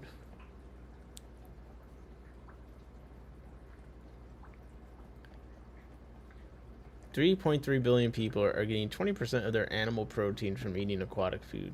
I'll be honest, that's kind of lower than I thought it would be. People don't really eat that much fish, man. We gotta eat some more fish. But don't worry, they're pointing that out too. 2 billion is the number of people suffering the triple burden of malnutrition who can benefit from the life-changing option of consuming nutrient-rich aquatic foods. See? See? We got it. Eat more fish. This eat more chicken thing is really messed us up, man. It's really messed us up. 84% of global protein sourced from the sea comes from wild fisheries. So they're all about sustainability. That is the whole situation, you know? And the PDF I'm waiting to load is supposed to go into a little depth onto that. So, while it's loading, I guess I'm going to have to go to a different tab. You guys care about Ecuadorian shrimp prices? I don't even know why I put this on here. Okay, here we go. I don't think I went over this one on stream yet. Yeah, January 9th. No way that I did. But researchers aim to boost Atlantic salmon sea lice resistance. I know you guys are like, oh my god, here we go again. Talk about some food fish. But how they're doing is kind of interesting. They're using Crisp Resist, launched in 2021. It drew on UK, US, Canadian, Swedish, and Australian research teams to identify cellular and genetic mechanisms behind Pacific salmon's strong sea lice resistance. The new project plans to use insights from CRISPR-Resist to develop lice resistance phenotypes for selective breeding of Atlantic salmon. This project allows us to translate detailed knowledge of immune cell function into practical tools for selective breeding. Can you imagine, bro? Can you imagine being a fish? This guy talking to you about some crisp resist. Like, you're suffering. You're just suffering from sea lice, all sorts of disease. You know, on the wall, you see some medicine, like you see the escape. You could beat this. If only they would give you the cure. Instead, they say, don't worry, fish. Through CRISPR-Resist, 20 generations from now, you'll stop suffering and dying. It's cool. Man, to be a salmon in this world. I don't think I got the strength. Captain Critter said orange and black Venezuelans are about to get dummy expensive. You talking about the corridors? You guys would never let me live down when I googled black Venezuelans. Oh my god. I'll be honest, guys. I don't know what kind of bootleg internet this site is running on. I don't know how this PDF ain't been loaded yet. Look at this shit. Look at this. What the hell? Let me try and go back on the site, because there's just no way. Just download the damn thing, bro. Okay. Yeah, that's the downloads. Permanent link. Publisher. Yep. Keywords. There's been a few downloads. That's good. I'm happy for you. I would like to full item page. Oh, maybe this will be faster. Please. Damn it. Nope. That's not it. It's a cold, dark world. Yo, it's saying this one tab is using 1.3 gigabytes. This one tab that is up. 1.3 gigabytes of RAM. Yo, Google Chrome is actually a terrorist. Like, I need to stop using Google Chrome because it really just eats so many resources for no reason. I don't understand how it's even possible. Like, there'll be times where Google Chrome is using 20 gigabytes of RAM. Bro, what could you possibly need all that RAM for, man? Like, can you just load the damn websites? Like, stop doing all this extra shit. It was actually crazy. Ah, my gosh. You know, I know you guys were all worried about this, but I want to let you know that an agreement was reached. The thing you've been worried about has been solved. Smart person said websites have memory leaks now. Sad times. Yeah, it's annoying as hell. To Platypus says stealing data requires resources, man. Apparently. 44 Great Lakes companies agree to end landfilling fish waste. I know. Don't thank me for letting you know. This has been keeping you up at night. Look, it's 1:37 a.m. EST. I know. Now we can go to sleep. The majority of companies that make up commercial fish industry in the Great Lakes region has agreed to stop landfilling fish waste. 44 companies representing 90% of the region's commercial catch by volume have pledged to productively use all parts of the fish they handle. Wow. Wow, man. They just cleared the bars on the floor. Just don't throw out Don't throw out a bunch of the fish that you slaughtered for food. Like, maybe you should use it for something. What concept? This milestone reflects the leadership of companies across the Great Lakes seafood value chain, commercial fishers, aquaculture producers, and processors who are proving that full fish utilization is practical. The 44 companies that signed a 100% Great Lakes Fish Pledge account for more than 30 million pounds of fish annually. The Platypus said so they're going to sell it to a fertilizer company. Wait, does it say? It aims to identify higher value uses for the fish materials left over, including fish leather, meal, and oil. As an aquaculture producer, we focus on every day on efficiency and responsible practices. Yeah, it's not really saying what they're actually gonna do. What are you gonna do, man?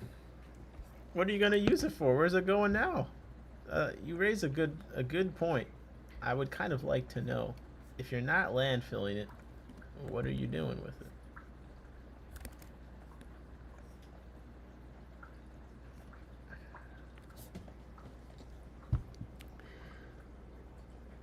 Okay. Someone said they were going to school. I think Jacob said he was going to school for something related to this. I got you. Okay, how do you excel as a fisheries scientist? Reflections on a career with senior scientist Dr. Jason Link, recently honored by American Fisheries Society with the 2025 Award for Excellence. Okay, I'm gonna skip his life story, but could be interesting. A little bit of career path. Are we gonna get fish hot dogs? They're going to sell it to Father Fish for tanks. Why were they landfilling it in the first place? Seems like a valuable resource they could easily sell to someone. Yeah, it does kind of seem kind of dumb that they were just, I don't know, throwing away money basically. So this is what his role as a senior scientist for a fishery entails. Okay, so in my role, I'm the one in executive committees and senior boards advocate for all kinds of ecosystem approaches and ecosystem-based management. All right, so he's out there in the rooms talking with all the suits. He's got more than 220 publications, of which he has 15 or 20 favorites. Okay, this is what your career could look like, man. Come on.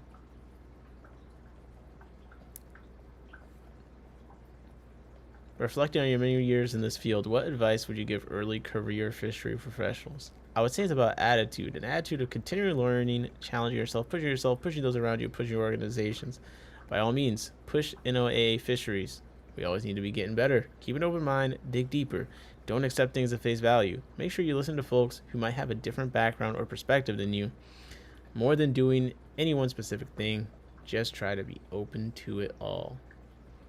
And bro, with that, this PDF has finally loaded. It's only 100 pages. I don't know why it took this long. Okay. Cam said very fishy. Got to write that down. Indeed.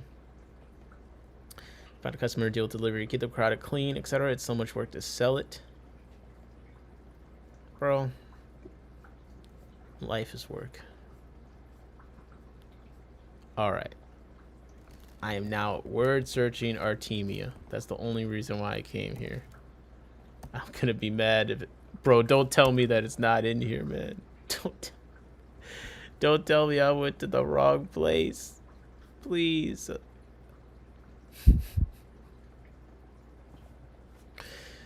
Oh my god.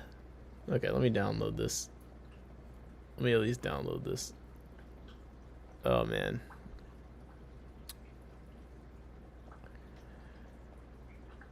Oh man. Okay. Let me pull myself back together. I'm devastated.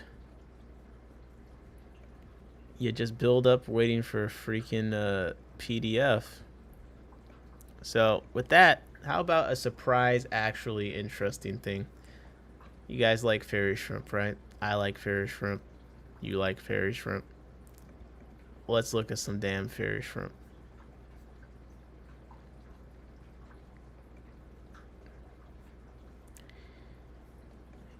crustacean life cycles, developmental strategies, and environmental adaptations. Yeah, that sounds like my kind of party. That sounds like my kind of party. Can we get the ferry? Everything's got to be a download, man.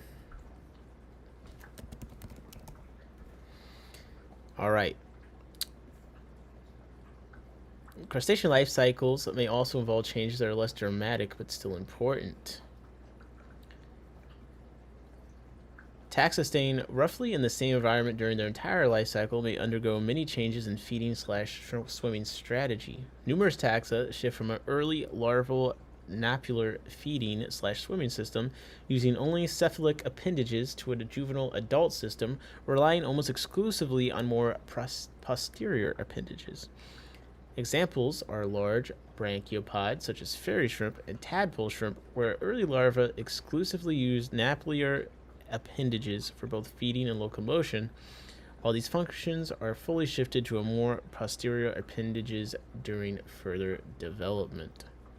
Other taxa, such as interstitial benthic cephalocarids, mysticocarids, and hapacoid copepods, start with a napular feeding and locomotory system that is basically maintained during development. Also in adults, but supplemented by a posterior system, resulting in the two system operating concomitantly from late larvae into adults. You know, the more I read, the more I feel like they're just making new words to confuse me. I'll be honest. So the reason I came here is it has this very cool diagram of the life cycle of a fairy shrimp that I just had to go look at. So here we see the adult thoracic locomotory and feeding system. It's got the little appendages here, feeding away. They got all these beautiful illustrations. They're like summer, autumn, winter, spring, and the different stages of life. We have them as an adult in the summer. We got some dormancy in the winter, some cysts, and then hatching in the spring. So here's a cool picture of the napular/cephalic locomotory feeding system. The napuli look way scarier up close. I didn't even realize they had a little mandible situation going on here.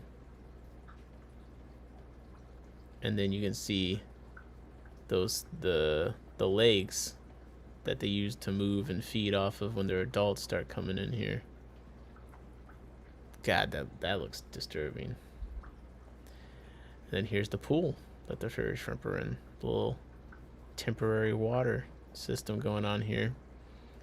This is from a spring of Uberbranchippus grubi, an ephemeral pool, followed from hatching of resting eggs to adult.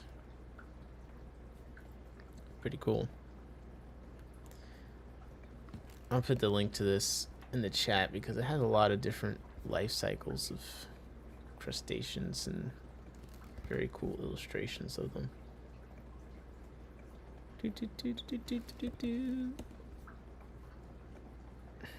Yeah, okay. Well, I'm gonna save some of the good stuff for another time. Look, you guys, you're desperate, you know. You just wanted me to yap. You baited me. Here I am.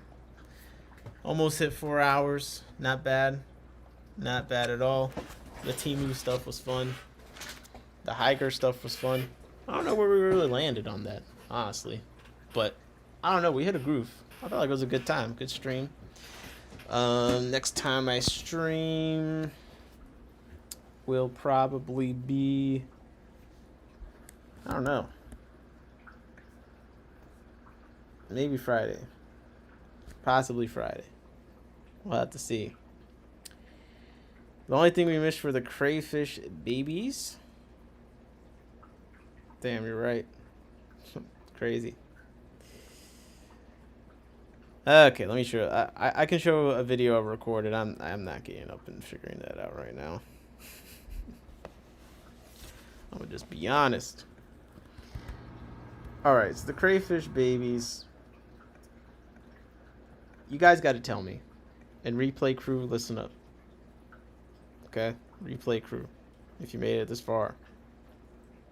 So, here is the mom crayfish, and you see you got these little pink those are the babies, right? So I know it's blurry in this, but these are the babies, and once they hatch they're like hanging down, like in a kind of like a parasitic manner, like they're hanging around on the mom, and they've now started to jump off and walk around, and here you can see it's pretty crazy. They almost look like tiny little shrimp. I wish that they stayed that way, because like I know what the monsters they're gonna turn into. Okay, but they're starting to jump off. I haven't noticed the parents eating them too much yet, but the question I have to ask you guys is, should I start catching as many babies as I can out of here and putting them somewhere else? Follow up to that is, I cannot guarantee the safety of whatever happens to be in the tank I put them in. I mean, I have some tanks that don't got that much stuff in it. It would probably be fine, or I could put them with some shrimp, like whatever. But yeah, that's the only thing, man. Like, I'm scared. How many of these guys should I try and save? You know, look at this, bro. I got them in the grungiest tank ever, so it's gonna be hard to get some recordings of them. But bro, it's about to be an absolute disaster. They're from Ross, Baltimore, right? Feed them worms. They'll grow fast. But yo, so I don't got no Daphnia. I don't got no Daphnia. I need to make a captain's critter order. We need to do a trade ASAP, because I want to mass produce Daphnia and Moina for my own purposes so I can feed. So I was trying to think. I got a white bucket. What color do you think pink crayfish turns when cooked? I don't know. I got a white bucket, and I was thinking maybe I turn that into green water, Moina, Daphnia situation. Got a white 5-count bucket. I don't know. I need Moina and Daphnia in mass so bad. So I think I need to get some from Captain, and then I need to actually follow the instructions to create like a productive culture that's sustainable. That's what I need to do. The morning eggs from Amazon/Thailand hatch easily. Shit. I'm gonna text a message in Discord. Alright, my G. Yo, shout out to Captain.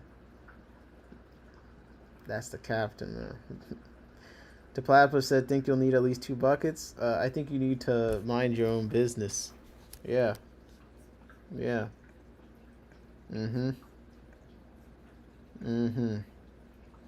So guys, listen, I hope you're satisfied. We did a stream. The platypus said, oh my bad. I lost my mind. I'm sure you enjoyed that. I'm gonna go to sleep. See you guys soon.